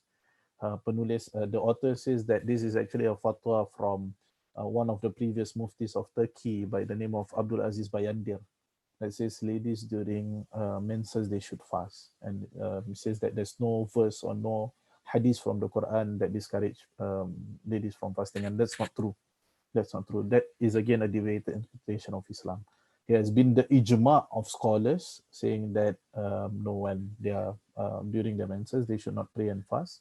And there's a clear hadith that Aisha radiallahu anha said that when we were during our menses, Prophet ﷺ said, discourage us from fasting, and then Prophet ﷺ said, repay during other days. It means qada lah, kamu tak puasa during Ramadan, kamu puasa during hari-hari yang lain. Some of the things that scholars consensusly agree that ladies during menses can do, zikr. Zikr is a very good thing. So during your menses, you perform zikr, subhanallah, alhamdulillah, wa la ilaha illallah, wallahu akbar, and so on. And even the du'as, the supplications that you take from the Quran, you can still recite during menses if it's a supplication. For instance, sebahagian wanita biasa baca Rabbana atina fid dunya hasanah wa fil akhirati hasanah wa qina adzabannar. Itu dari Quran, ayat Quran. Masa haid boleh tak baca? Boleh teruskan sebab itu dianggap sebagai doa. Tapi kamu bukan baca sebagai ayat Al-Quran, kamu baca sebagai doa. Sama jugalah doa-doa yang lain, naik kenderaan, baca Subhanallazi sakhkhara lana dan sebagainya. Itu semua masih boleh diteruskan. Prepare food for family. This is a very good thing. In these modern days, they have this idea that why ladies must prepare food for the family, why husbands cannot prepare food for the family, and so on. That's your own personal preference. You can have a discussion and so on. But the idea is that that is a wrong thinking. Why is it a wrong thinking? We should rush to prepare food for our family because they are fasting. You know that that is a virtuous act. You should say, I want to prepare food for my family because they are fasting. But now, hey, I don't want. Why don't you prepare? Why don't you prepare? Why don't we do? If you can prepare together, that's the best. But if let's say that the ladies are during their menses and they cannot fast, my opinion, I would actually encourage them prepare food for your family, because when they break their fast, you will also get the rewards that because you were not fasting during that time, but you prepare food for them, and that is how you show love and care towards your family. Allahu a'lam bisawab. Charity is a very good thing. You can continue to perform charity. In Aqidah Tahawiyah, the book for Ahlus Sunnah wal Jama'ah, Al-Imam Al-Tahawi encouraged us to perform charity, and he said we can also, it is consensus among Ahlus Sunnah wal Jama'ah, which is true, that you can perform charity for the deceased. Kamu boleh sedekah bagi orang yang telah meninggal. Itu sedekah duit. Sebahagian ulama berbeza pandangan sedekah bacaan Al-Quran dan sebagainya, itu ada perbincangannya sendiri, tapi semuanya setuju kamu boleh sedekah duit. Jadi for those of you in Turkey, you see there's a lot of programs, IHH, bantuan di Palestina, di Indonesia sendiri banyak yang memerlukan, di Malaysia, di beberapa negara yang lain. Let's us try to give as much as charity possible during these last 10 days. If you cannot give a lot, try to give consistently, maybe 10 ringgit, 10,000 rupiah per day during the last 10 days of Ramadan. Allahu alam. Supplication, normal supplication is good. Listening to the Quran. Listening to the Quran is also allowed for women during menses. Whether you get someone to recite for you the Quran, your husband, your children, or someone else, or you just get a reciter, or you play an audio reciter to recite the Quran for you. And general good deeds. Other good deeds are like relieving stress, fighting for the oppressed, and everything else. The idea is that during the last 10 days of Ramadan, even though you're under your menses, you can still get as much as reward as possible. Soon, we are going to end soon, inshallah. I know that I've passed the time. Propagation to the truth. In the Quran, Allah SWT clearly mentions that Quran brings you towards the truth. So as Muslims, we should always strive to find the truth. That's why this is very different when you look at research methodology between Westerners and Muslims. Muslims, we do not just do any research. The idea of research in Islam is about researching for the truth. If your research is not bringing you towards the truth, then that is not a valid research in Islam. And now, because we live in the world of academia, we see that everyone is fighting to publish something. And they say publish or perish. Sama ada kamu publish atau kamu akan mati. Jadi everyone wants to create their own idea. This is my own personal idea and so on. Whereas sekarang tengok ni idea apa ni? Ni idea half-baked idea yang tak masak. Kamu tengok ni pun tahu ni bukan idea yang baik dan sebagainya. Contoh, perempuan head pun perlu puasa. Dengar kamu cakap perkara tu pada makcik-makcik yang tak belajar tinggi pun tahu ni bukan ni pemikiran yang salah ni dan sebagainya, ni melanggar ijma'. Kerana semua orang ingin ada pandangannya sendiri. Dia mau cop mohor di namanya, ini idea saya, ini nama saya dan sebagainya. But that's not Islam. Islam is about propagation to the truth. We only say what is the truth and we only research what is the truth. So the whole idea of research is to bring us closer to Allah Subhanahu wa ta'ala. And that is the whole idea of the Quran. The more we read the Quran, the more we get closer to the truth, inshallah. So I'm going to end with two supplication. One is supplication for better understanding. This is actually a supplication that Prophet sallallahu alaihi wasallam recited for Ibn Abbas radhiyallahu an. Prophet sallallahu alaihi wasallam, it has been narrated in Sunan Ibn Majah that it's an authentic hadith, it's a sahih hadith. That once Ibn Abbas was with Prophet SAW, then Prophet SAW embrace Ibn Abbas. Dia peluk Ibn Abbas. Lalu Prophet SAW, Nabi SAW mengatakan, Allahumma alimhul hikmata wa ta'wil al-kitab. Jadi di sini saya sudah tukar alim ni jadi untuk yang nak baca diri sendirilah, iaitu saya, me, ya. Tapi asalnya adalah alimhu. Oh Allah, please teach him, ajar dia. Tapi saya sudah tukar teach me lah kat sini, ya. Allahumma alimni, iaitu Allah ajarlah kami. Alimnil hikmah wa ta'wil kitab. Teach us the wisdom and the correct interpretation of the book. Because we hope that we do not fall under the misinterpretation of the book, which is a lot. Now, one of the most common debates in Malaysia and also Indonesia, and of course, whatever that comes from Malaysia, Indonesia will definitely fall into Singapore, and I think Brunei will partly be affected, and the whole of Nusantara definitely, because now we have social media, and definitely we are going to be affected, about women leading prayers. Whether a woman can lead mixed congregation. It's an old debate, but they have started to revive this debate by saying because now we need to be imams at our house, so can women become prayers of Tarawih and so on. Generally, scholars say no, it's not allowed, generally. However, there is an authentic hadith by Waraqah, very famous hadith, that Prophet ﷺ allowed Waraqah to be the imam of her household. So there are a few scholars from the Mazhab Hanbali that says that a lady can be the imam for her household only, with the condition that the imam, the male imam, is unable to recite Surah Al-Fatiha. It means that because if the imam is unable to recite Surah Al-Fatiha, so the salat is not valid, right? And this is applicable for people who the husbands have newly embraced Islam.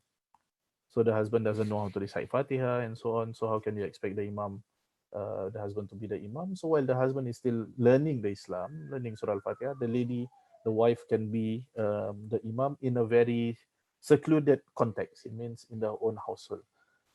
That is very different than saying that I will pick Ustazah Ain, for instance, to be the imam of Masjid Sultan Ahmad or Masjid Sulaimani, for instance. It's very different.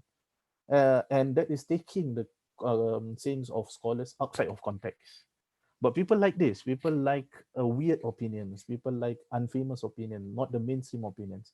Because once you promote this, people will know you. Because if you only say things that people already know, katakanlah Ustaz Nuzul cakap, semua kita dah tahu. No one will know Ustaz Nuzul. He will die in history just like that. But suddenly you come up with a different idea, a very weird, peculiar idea yang sangat pelik, kamu akan nampak jumhur ulama mengatakan ini. Tapi Ustaz Nuzul kata ini, ya, di bawah Ustaz Nuzul ada disebut. Whether that opinion is strong or not, but a weird opinion will always be mentioned in history. And so the idea is that what's your intention? Is your intention about fame?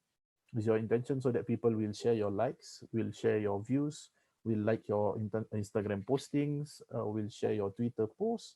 Or is your intention actually I want to understand the correct interpretation of the Quran? So we ask Allah, Allahumma alimni al-hikmata wa ta'wil al-kitab. Ya Allah, please teach me the wisdom and the proper interpretation of the book, which is the Quran. And the second dua is definitely everyone knows this dua. Supplication for the Laylatul of Qadr. Aisha radiallahu anha in authentic hadith asked Prophet ﷺ, if let's say I meet Laylatul Qadr, what is the dua that I should recite? Prophet ﷺ said, recite this, Allahumma innaka afuun tuhibbul afwa fa'fu anni. Oh Allah, you are the most forgiving, kamulah yang maha mengampun, maha pengampun, you love forgiveness, kamu suka kepada pengampunan, so forgive me, maka ampunkanlah aku. Now this is very important because we acknowledge that Allah SWT is the most forgiving, afuun, and Allah SWT loves forgiveness, so we ask forgiveness for ourselves, right? So it also means that during these last 10 days, there are people that we hate in our life. Ya, sudah pasti ada orang yang kami benci dalam kehidupan kita.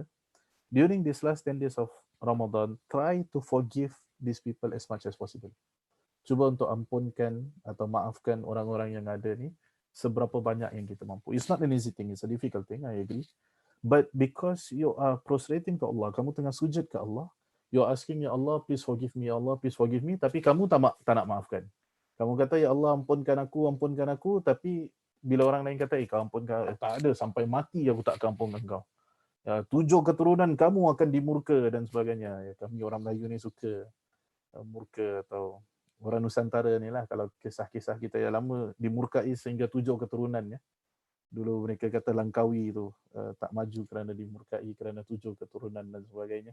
Apa salah keturunan-keturunan yang lain? Kalau salah pun salah mungkin datuk moyang saya yang dulu, saya pun kena sekali murka, tak besar dah. Dan itu bukan sikap orang Islam lah. Kita kata Allahumma innaka afun, ya Allah, kamu ni maha pengampun, tuhibbul afwa, kamu cinta kepada pengampunan, maka ampunkanlah aku ya Allah. Maka saat yang sama tu, pada masa yang sama, kami juga mengampunkan orang lain. We also forgive others, and ya Allah Subhanahu wa taala forgive us all.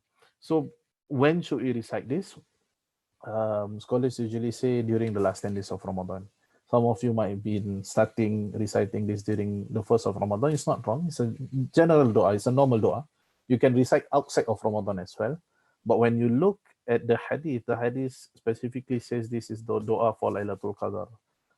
So I've been trying to read about this. It seems like most scholars usually say recite this during the last 10 days of Ramadan. Jadi adakah salah untuk baca dari awal Ramadan? Tak salah. Tapi bagi saya mungkin yang paling tepat atau paling baik adalah bacaan ini pada 10 malam terakhir bulan Ramadan. Yang mungkin ada yang tanya, Ustaz, so at the end of the day, after this whole presentation about Laylatul Qadar, when is Laylatul Qadar? When is it? No one knows. The famous opinion in Mazhab Shafi'i is it's on the 27th night of Ramadan. It's actually the famous opinion of Mazhab Hanafi as well. 27th night of Ramadan is Laylatul Qadar. That's why you see that the practice in Nusantara and also in Turkey, in countries that are Hanafi majority Muslims, you would see that during the 27th night of Ramadan, the mosque will be filled. Penuh sangat. Ya, sesak, tak boleh nak masuk dan sebagainya malam 27 tu. Malam lain tak nampak mana orang-orang ni semua, tak ada. Tiba-tiba malam 27 semua keluar kerana mereka berkeyakinan malam 27 malam Laylatul Qadar. Dan Imam Nawawi ada bincang perkara ni dalam Fatwa Nawawiyah.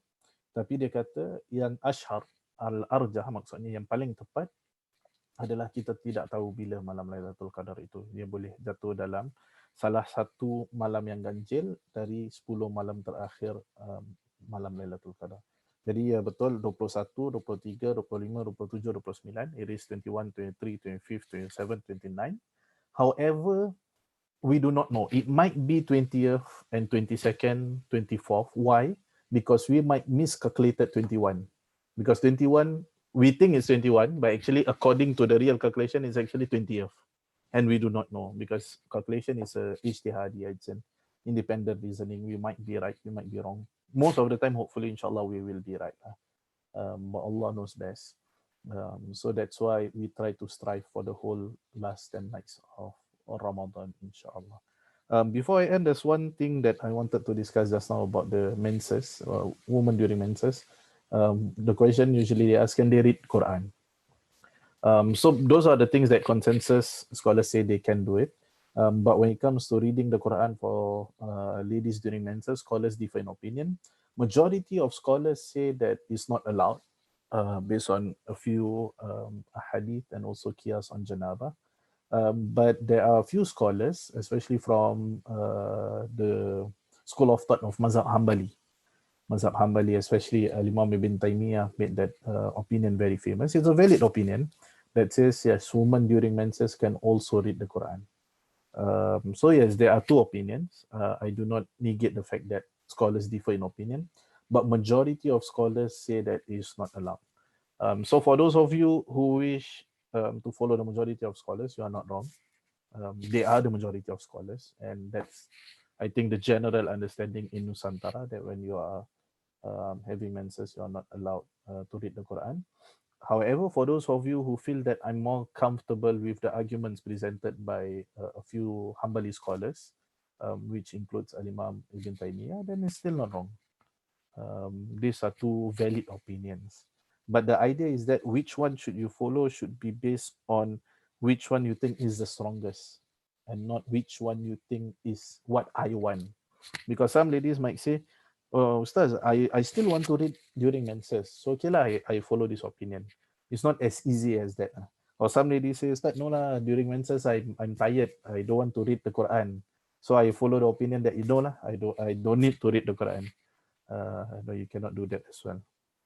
So you need to follow which one you think is the strongest or which one you think you are most comfortable with.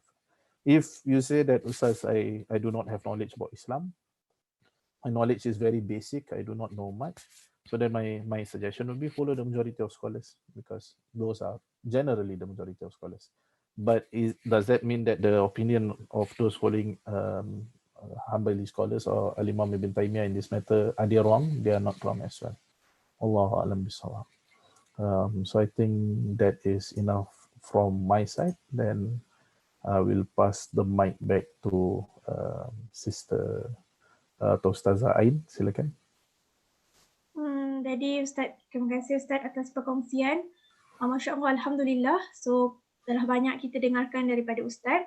Jadi Ustaz, kita terus kepada sesi soal jawab, dan kita akan hanya buka satu sesi saja, which is we only have 3 questions that we open, and we also already have the first question daripada Syamsul Hidayat Daud. Jadi saya rasa mungkin Mas Syamsul boleh buka mic atau minta saya yang bacakan macam mana untuk soalan yang ingin ditanyakan. Dibacakan sama moderator aja. Jadi Ustaz, soalannya izin tanya keutamaan Laylatul Qadar dan contoh ayat berkaitan dengan konsep nasakh mansukh. Saya kurang faham soalan yang kedua sikit. Apa yang dimaksudkan dengan konsep nasakh mansukh dengan ayat itu? Mas Syamsul Hidayat Daud mungkin boleh sedikit. Yang saya fahami nasakh mansukh itu kan Ustaz, hukum yang dinasakh itu dianulir oleh yang memansukh itu. Gitu. Nah, misal contohnya bagaimana, misal contoh ayat yang dinasakh oleh yang mansukh itu Ustaz gitu. Jadi itu maksudnya soalan yang sendiri atau kamu maksudkan soalan nasikh mansukh itu kepada ayat Laylatul Qadar? Bukan ya? Soal bukan. Sendiri. Sendiri. Okey. Faham. Ya, pertama sekali seperti mana yang saya rasa rakan-rakan sudah sedia maklum, keutamaan Laylatul Qadar itu lebih baik dari alf syahr, iaitu lebih baik dari 1000 bulan. Dan 1000 bulan ini yang dimaksudkan adalah 1000 bulan beribadah. Kamu ni 1000 bulan, kamu hanya beribadah saja, tak makan, tak tidur, tak pergi toilet, tak buka Zoom, tak buat apa lain kan. Kamu hanya beribadah 1000 bulan ni. Tapi kalau kamu dikurniakan, dan insyaAllah kami semua akan dikurniakan dengan malam Laylatul Qadar, maka kamu akan dapat lebih baik dari 1000 bulan yang kita lihat di sini. Maka itu sudah pasti merupakan keutamaan yang sangat besar bagi Laylatul Qadar. Dan bukan itu sahaja, mengikut kisah-kisah yang kita lihat dari ulama-ulama yang menceritakan mereka telah rasa, ialah mereka tak confirm kan, tapi mereka rasa mereka telah jumpa dengan Laylatul Qadar. Mereka akan kata kamu akan lihat selepas itu kehidupan kamu akan berubah. Kamu akan sentiasa tenang, kamu akan rasa lebih dekat diri kepada Allah Subhanahu Wa Taala.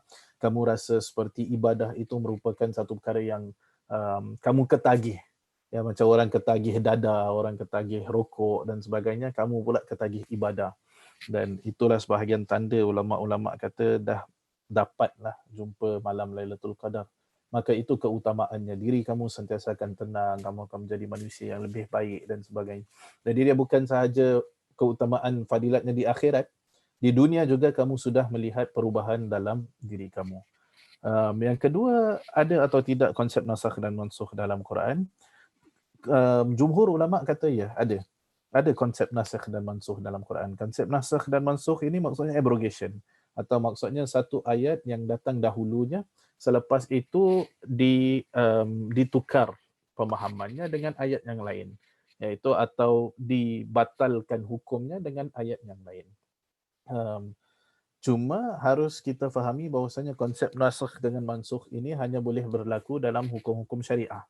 Ia tidak berlaku dalam akidah, ia juga tidak berlaku dalam sejarah, kerana sejarah merupakan satu naratif, iaitu satu cerita yang telah berlaku. Macam mana saya kata satu cerita yang telah berlaku tapi tiba-tiba saya datang ke ayat baru, tapi dia tak berlaku. Maka itu tidak masuk akal lah secara rasional. Tapi yang kita maksudkan ini adalah ayat-ayat yang kita lihat sebagai dahulu satu perkara dibenarkan, tapi selepas itu tidak dibenarkan. Antara contoh-contoh yang kontroversial tapi betul ulama kita mengatakan perkara ini ada, iaitu nikah mut'ah. Nikah mut'ah ini merupakan satu contoh yang selalu sering diselisih faham atau didebat antara golongan Syiah dan golongan Ahlus Sunnah wal Jamaah. Nikah mut'ah ni maksudnya apa? Dalam bahasa yang mudah mereka kata nikah kontrak. Iaitu saya boleh bernikah dengan seseorang buat sewaktu yang singkat, katalah 1 hari, 2 hari, 3 bulan, 4 bulan. Selepas tu kita berpisah dan pada awal nikah itu kita dah kata. Pada awal Islam ada hadis-hadis yang sahih Nabi membenarkan perkara itu kerana pada saat itu keadaan memerlukan, iaitu keadaan membenarkan dan Nabi SAW membenarkan perkara itu. Tapi secara jelas perkara itu telah dibatalkan dan hukumnya telah dimansuhkan, maka sebab itu sekarang tidak lagi dibenarkan untuk dilakukan mengikut semua ulama Ahlus Sunnah wal Jamaah. Ulama Ahlus Sunnah wal Jamaah sepakat atas itu, walaupun ulama Syiah masih lagi mengatakan perkara itu adalah dibenarkan nikah mut'ah. Maka di sini kita lihat 1 hari pada awal Islam itu dibenarkan tapi telah dimansuhkan, iaitu telah dibatalkan hukumnya dengan ayat-ayat yang lain dan sebagainya lah. Kerana pada awalnya itu umat Islam kurang, jadi untuk berkembang dan kebanyakan sebahagian isteri mereka atau suami mereka tak nak masuk Islam, maka mereka perlukan perkara itu. Tapi selepas itu Nabi SAW sendiri pada zamannya telah memansuhkan perkara itu dengan hadis-hadis yang sahih.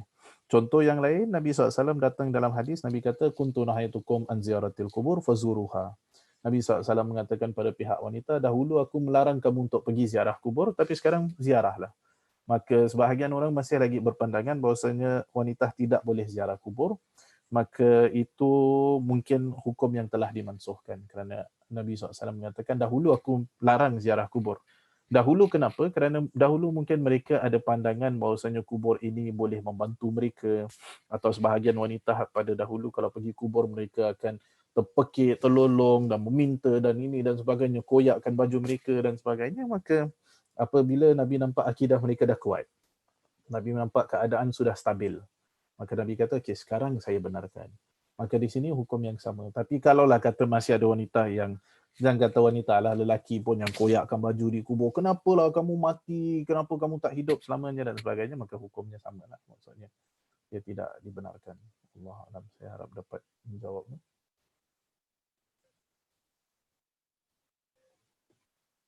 Saza tak unmute, Saza.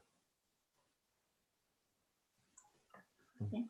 Here also we have a friend from Philippines and also Thailand. If you all have any question, you can ask in English also, or you can write in the chat, because we have a friend from Philippines like Mudassir and also Ismaira, if I'm not mistaken. So if you have a question, you can write in the chat. But we also have a second question from Dini Sutaji.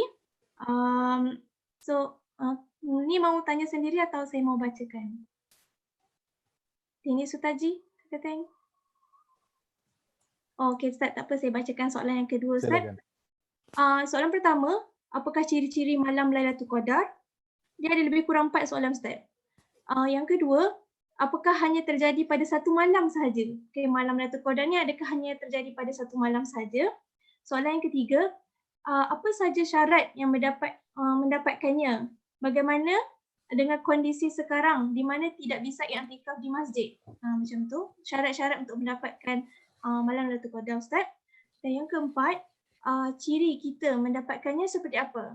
Sekiranya kita dapatkannya, gimana cirinya, Ustaz? Gitu. Terima kasih atas 4 soalan ya. Thank you for the 4 questions. The first one is, can we identify malam Laylatul Qadar? Boleh tak kita tahu bila berlakunya malam Laylatul Qadar?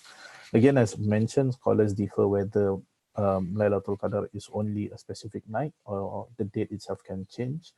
According to majority of hadith, we see that we do not know the exact night. That's why scholars usually says, or even Prophet ﷺ says, taharru fi ashril awakhir. Strive during the last 10 days, find it during the last 10 nights of Ramadan.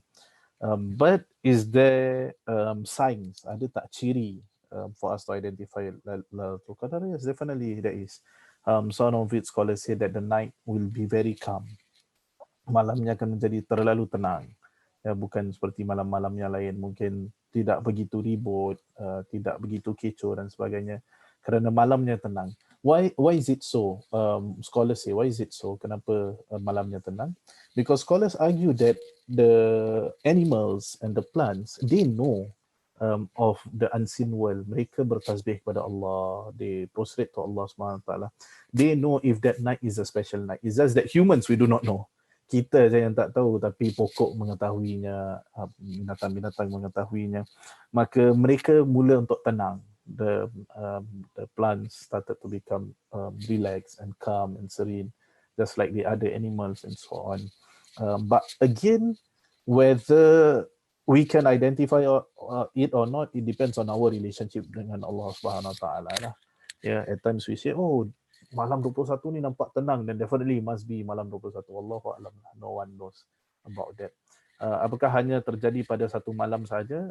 Saya rasa mungkin soalan yang dimaksudkan adalah adakah setiap tahun satu malam sahaja? Mungkin itu apa yang dimaksudkan. Atau pada satu tahun satu malam saja. Kalau satu tahun memang satu malam saja. It means for this year, it will be only on one night. It doesn't happen on all 10 nights. It will happen only on one night of the last 10 days of Ramadan. It will only happen on one night. But is it the same night every year? It means that if let's say this year is 27, next year it's also 27, or it changes. Scholars differ in opinion. Majority of scholars say no, it changes. It doesn't. It's not fixed. So can I say all last 10 days of Ramadan is Laylatul Qadr? I cannot say that. And can I say that it's only one night for every year, 27 every year or 21st every year? Allahu A'lam, we cannot say that. Some scholars argue that you look at when is the first day of Ramadan. So if the first day of Ramadan is Monday, then Laylatul Qadr would be on 21st. If it's Tuesday, then it will be 27. If it's Wednesday, it will be 23rd and so on. But these are just mere experiences. Is it true or not? No one can affirm. Maksudnya adakah confirm kalau mulanya hari Isnin, maka akan jatuh hari 21 dan sebagainya. Macam contoh ni, Ramadan kita hari tu mula hari Jumaat ya. Hari Jumaat mula. Jumaat, maka mungkin malam 27 confirm. Wallahu alam, no one can say that. Apa saja kondisi yang atau syarat mendapatkannya. Dengan kondisi kita tidak bisa iktikaf di masjid, we have discussed that just now, the things that we can do. The main important thing is that review your relationship with the Quran. Jadikan hubungan kamu dengan Quran itu sangat-sangat baik. Ya, sekarang kita tak mampu untuk iktikaf di masjid, tapi perkara-perkara yang kita mampu lakukan, kita buat. Seperti contoh bacaan Quran, sedekah, berzikir, dan tidak guna Facebook, Instagram, Twitter begitu banyak.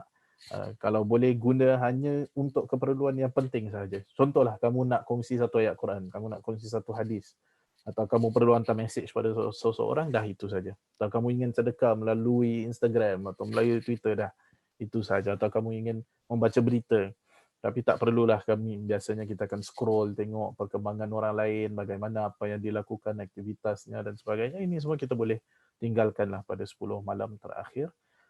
Walaupun kita tidak bisa iktikaf, even though we are not able to perform iktikaf, we can still do the actions in our own home, in our own room, like how we are performing iktikaf. So whatever you do during iktikaf, you do during the last 10 days of Ramadan. And definitely the last 10 days of Ramadan, we try to sleep as less as possible. And that's the most difficult part lah, tidur. Tidur tu paling sikit, itu yang mungkin paling susah dan sebagainya kan. So we try to do that. Ciri mendapatkannya seperti apa? We have mentioned just now that scholars who have shared their experience, they say that you feel calm, kamu akan rasa tenang. Adakah bila kamu rasa tenang maksudnya confirm Ustaz ni? Mungkin juga tidak. Mungkin tadi kamu makan sedap jadi kamu rasa tenang, perut tenang tu mungkin jugalah. Tak semestinya kamu dapat Laylatul Qadar kan. Tapi it's very difficult to say. People who have experienced it, they say you yourself, you know inside your heart. Mereka kata dia merupakan satu experience, satu pengalaman. Jadi mereka yang mengalaminya yang mungkin dapat mengetahuinya. Yang mungkin kadang rakan kamu duduk di sebelah kamu, solat di sebelah kamu pun tak mengalaminya. Atau isteri kamu mungkin di sebelah kamu, suami kamu di sebelah kamu pun mungkin tak mengalaminya. Kerana personal experience, iaitu kita punya pengalaman pribadi adalah berbeza dari kawan-kawan kita yang lain.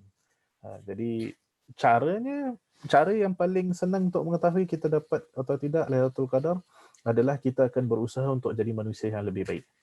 Itu setiap Ramadan, selepas malam Laylatul Qadar itu kita nampak macam ada usaha yang gigih, usaha yang serius, a serious effort to be a better person. Ya, mungkin dulu dosa yang kita lakukan kita cuba untuk hilangkan. Dan sudah pasti semua dari kita melakukan dosa. All of us committed sins. Some of the sins are big and some of the sins are small. By the look of the faces of people here, I don't think you all committed big sins. Saya tak rasa kamu telah melakukan dosa-dosa besar, tapi some people outside, they have committed big sins such as zina, such as killing people, such as minum arak, such as things like this. And let's take Ramadan an opportunity for us to repent for our sins, especially our big sins. Terutama sekali dosa-dosa besar, hubungan kita dengan wanita yang tidak halal, lelaki yang tidak halal dan sebagainya. Kita ambil kesempatan Ramadan ini untuk betul-betul bertaubat kepada Allah SWT, terutama sekali dosa-dosa yang besar. Ya. Memastikan bahawasanya apabila kita keluar dari Ramadan, kita tidak lagi melakukan dosa-dosa ini. Iaitu selepas Ramadan ini insya-Allah sekurang-kurangnya. Jadi dari Ramadan ini ke Ramadan yang akan datang, kita lihat sekurang-kurangnya ada perbezaan yang ketara, yang jelas dalam kehidupan kita. Satu dosa yang paling besar yang dahulunya saya lakukan, saya tidak lakukan lagi. Dan ini kamu tak perlu beritahu siapa-siapa, tak perlu bilang siapa-siapa. Ya, antara kamu dengan Allah lah. Tak perlu isteri tanya abang, dosa mana yang kamu ingin minta ampun, atau isteri tanya, abang tanya pada isteri dan sebagainya, tak perlu lah. Itu antara kamu dengan Allah SWT, dan moga-moga Allah SWT mengampunkan dosa-dosa kita. Ya Allah SWT forgive all of our sins insyaAllah.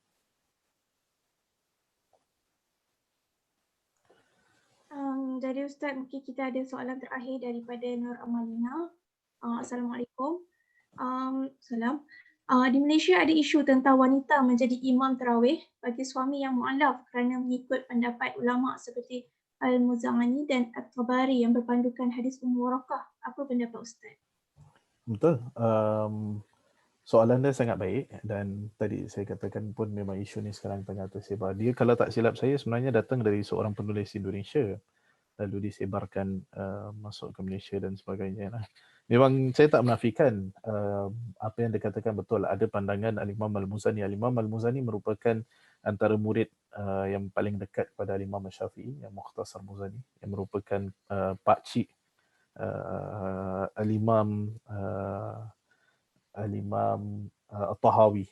Al-Imam At-Tahawi, pakciknya adalah Al-Imam Al-Muzani, merupakan ulama yang besar dalam mazhab Syafi'i dan merupakan ulama yang muktabar lah.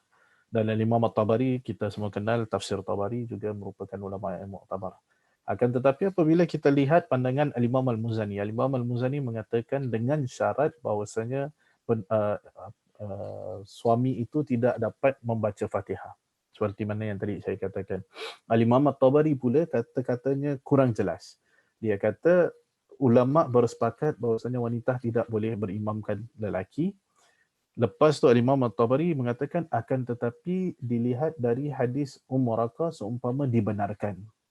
Maka setelah itu Al-Imam Al-Qurtubi mengatakan pandangan Imam Tabari ini kurang jelas. Al-Imam Qurtubi juga merupakan seorang ulama tafsir. Dia kata pandangan ini kurang jelas. Dia kata sama ada yang dimaksudkan ini seperti mana yang difahami dari mazhab Hambali, iaitu bagi keluarganya sendiri, atau sama ada pandangan Imam Tabari ini merupakan pandangan yang syadz, iaitu pandangan yang bercanggah dengan pandangan seluruh ulama-ulama lain. Dan dalam sejarah sarjana Islam kita akan dapat beberapa pandangan yang syadz. Kalau manhaj kita atau metodologi kita hanya mengutip pandangan-pandangan yang pelik, maka sudah pasti akan ada pandangan-pandangan yang pelik lah. Ada pandangan kata hijab tu tak wajib, ada pandangan kata riba tu boleh, ada pandangan kata dan pandangan ini disandarkan kepada Imam Syafi'i, mengatakan jikalau seseorang itu berzina, katakanlah seorang lelaki berzina dengan seorang wanita, lalu dapat anak wanita. Ada pandangan kata lelaki yang berzina iaitu seumpama bapa bagi yang wanita itu, boleh berkahwin dengan wanita itu. Ada pandangan yang kata kerana dia kata dalam syariat dia bukan ayah kepada dia tu, sebab tak sah kan zina tu, dan tidak ada perkahwinan yang sah. Jadi kalau tak sah, maksudnya dia bukan mahram. Jadi bukan mahram maksudnya boleh kahwin. Adakah kita nak ambil pandangan tu? Jadi saya juga ingin menanyakan orang-orang metodologi gini yang suka ambil pandangan, kata ni ada ulama ni kata, ni ada ulama ni kata, ni ada ulama ni kata. Saya boleh bawa 1,100 contoh pandangan-pandangan pelik yang ada ulama kata. Saya nak tengok kamu ambil semua. Kalau itulah pandangan kamu yang sebenar. Tapi kita lihat kepada kedudukan hujah dan kata-kata ulama itu sendiri, konteks yang dikatakan. Sebagai contoh, saya nampak dalam kes ni, kalau dia nak guna Al-Imam Al-Muzani sebagai contoh adalah salah. Sebab Imam Muzani kata dalam rumah. Dan dalam rumah tadi kita dah bincangkan lah, dalam syarat suami tak boleh jadi imam, maka terpaksa lah isteri jadi imam dan sebagainya. Dan tu kebanyakan ulama tak ada masalah dalam bab tu. Ulama mazhab Hambali terutama sekali membenarkan perkara itu. Al-Imam At-Tabari membenarkan, tapi sekali lagi bukan dalam konteks yang besar, bukanlah masjid, apatah lagi kalau digunakan untuk solat Jumaat. Solat Jumaat tak ada khilaf. Tapi yang saya risau tentang orang-orang seperti ini, dia kata, kan Imam Muzani kata boleh, Imam Tabari pun membenarkan. Tapi selepas itu, dia membenarkan wanita jadi imam solat Jumaat pula. Maksudnya, ulama kata banyak ini, dia aplikasinya banyak ini. Tapi gunakan kata-kata ulama. Iaitu dia membuka ruang lebih dari apa yang ulama kata lah. So they have misconstrued and they have misunderstood and misapplied the sayings of the scholars. Yes, I do not disagree that there are scholars who allowed ladies to be imam, but within their own household. Certain scholars put a condition that when the husband is unable to recite Fatiha. And this is very applicable for multicultural societies like what we live in Philippines, in Indonesia, in Malaysia, in Singapore, whereby a lady is married to someone who just converted to Islam or reverted to Islam. So the guy is new to Islam. This is his first Ramadan. He doesn't know Fatiha and so on.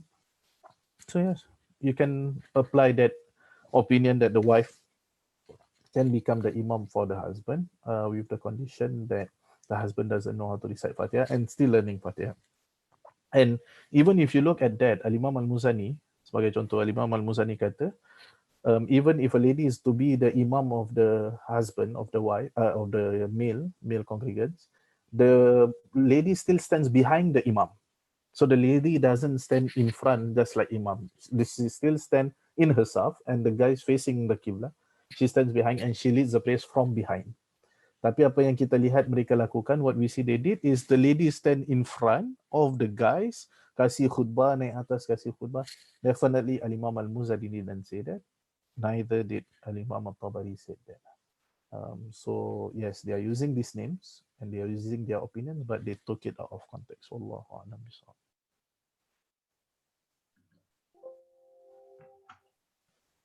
Jadi Ustaz, saya rasa itu sahaja soalan yang kita ada untuk hari ini insya-Allah, dan Ustaz pun telah memberikan atau berkongsi tazkirah kita lebih kurang 2 jam Ustaz. Insya-Allah. Minta maaf. Apa Ustaz, masya-Allah. Minta maaf. Kita yang rasa bersalah sebab kasihan Ustaz. Tak ada, minta Terima maaf. kasih banyak Ustaz kita ucapkan. Mungkin Ustaz ada kata-kata terakhir ataupun ada perkara ataupun Ustaz nak kongsikan sebagai pesanan terakhir untuk kami semua Ustaz. My last words, if I can have any, I think we should take this opportunity that we are fasting, and Allah SWT will listen to our prayers, that we should first pray for ourselves, then pray for our families, then we pray for the whole Muslim community. We have seen a lot of atrocities happening in the Muslim world, and then pray for all humanity, because what we see, the conditions of COVID-19 and everything else, people are becoming selfish, humans are not becoming like human beings, and people are dying and so on. So jadi kita doakan diri kita, doakan keluarga kita, doakan untuk orang Islam, dan kita doakan untuk seluruh umat manusia. Mudah-mudahan dengan kita buat ini lebih ramai orang nampak kebenaran. A lot more people will see the truth, and a lot more people will come back to the truth and submit themselves to Allah SWT. Mereka akan kembali. Begitu juga kita lah. Kita akan kembali benar-benar submit ourselves to Allah SWT. InsyaAllah. Dan doakan saya jugalah. Kalau ada siapa yang nak belikan saya iftar, saya mengalu-alukan lah. If anyone wants to buy for me iftar, I'm more than happy to accept it, insyaAllah. Jadi mungkin kita ada sedikit ucapan terima kasih daripada Wakil Muhammadiyah. Bismillahirrahmanirrahim, Ustaz. I would like to take the challenge from you. Inshallah, tomorrow I will bring you, deliver you some food. Oh, mashallah. Thank you. And we will do the same as well. Take your rest. And Sure. on behalf of Muhammadiyah Turkey, I would like to say thank you from you. And you can see also Mas Samsul Hidayat is actually our chairman for Muhammadiyah Turkey. And actually, we are looking forward to meeting you in Istanbul. Inshallah, we can do some discuss in Darul Qura in Sai Management. Inshallah. Amin. Thank you so much. May Allah reward you best. Everyone, inshallah. Okay, that's all. Thank you. Jadi Ustaz, saya juga ingin mengucapkan terima kasih kepada all the participants. Thank you for with us today. We have from Philippines, Thailand, Malaysia, Indonesia, and also maybe from other countries. Terima kasih kami ucapkan kerana bersama-sama dengan kami hari ini. Terima kasih diucapkan juga kepada Muhammadiyah Turki yang telah menghostkan atau mengorganisasikan program kita pada petang ini. Terima kasih kepada Ustaz Nuzul Qadar kerana telah sama-sama berkongsi. Jadi kami minta halal ya Ustaz ilmu yang telah disampaikan kepada kami. Saya selaku moderator juga memohon maaf sekiranya terdapat hilaf dan saya mohon maaf kepada Ustaz sekiranya saya tersilap ataupun ada kekurangan daripada saya sendiri. Dan yang baik insya-Allah datang daripada Allah Subhanahu Wa Taala. Semoga kita mendapat asbab kebaikan di bulan Ramadan ini dan sama-sama kita mengejar atau fastabiqul khairat terhadap malam Laylatul Qadar. Jadi saya rasa itu saja Ustaz dan itu saja kepada semua. For all the participants, thank you very much and insya-Allah we will see you again for the next Tazkirah Ramadan 2.0. Sekian wabillahi taufiq wal hidayah. Wassalamualaikum warahmatullahi wabarakatuh. Sorry, before we end, maybe ada yang kawan-kawan yang baru join, for those of you who just join, if let's say they want to, and myself lah, I want to attend your future programs. So how can we do? How can we be aware of your future programs? Mungkin Muhammadiyah boleh. What do you mean Muhammadiyah program? Muhammadiyah programs, programs like this. If let's say you invite another Ustaz and we want to join, how do we know what are the programs and like can we follow your Facebook or Instagram or like where do you update your programs? Actually, Ustaz, you can join also Muhammadiyah Turkey and not for me, for everyone else, of course. For everyone. Maybe any participant who wants to join our programs, you can follow up our Facebook, Instagram, and PCIM Muhammadiyah. But most of programs are delivered with bahasa. Or maybe just a few you can deliver with bahasa Melayu or English because a lot of our participants are Indonesian. But we are open for the suggestion and open for the any people Muslim who wants to join with us, and you can also suggest us for any programs that we can hold together or we can run together. That's also. Thank you. You're very much welcome. And for your information, next week we will have a Tazkirah Ramadan 2.0. So if any like on the same Monday, but we will separate the poster about the program. So let's tune and stay together again.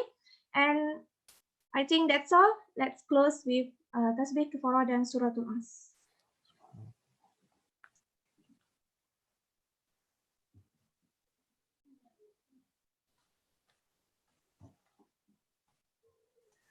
And I think that's all from us. Thank you very much and Assalamualaikum warahmatullahi wabarakatuh. Waalaikumsalam. Ustaz, don't forget to share your address. Sure. Through WhatsApp.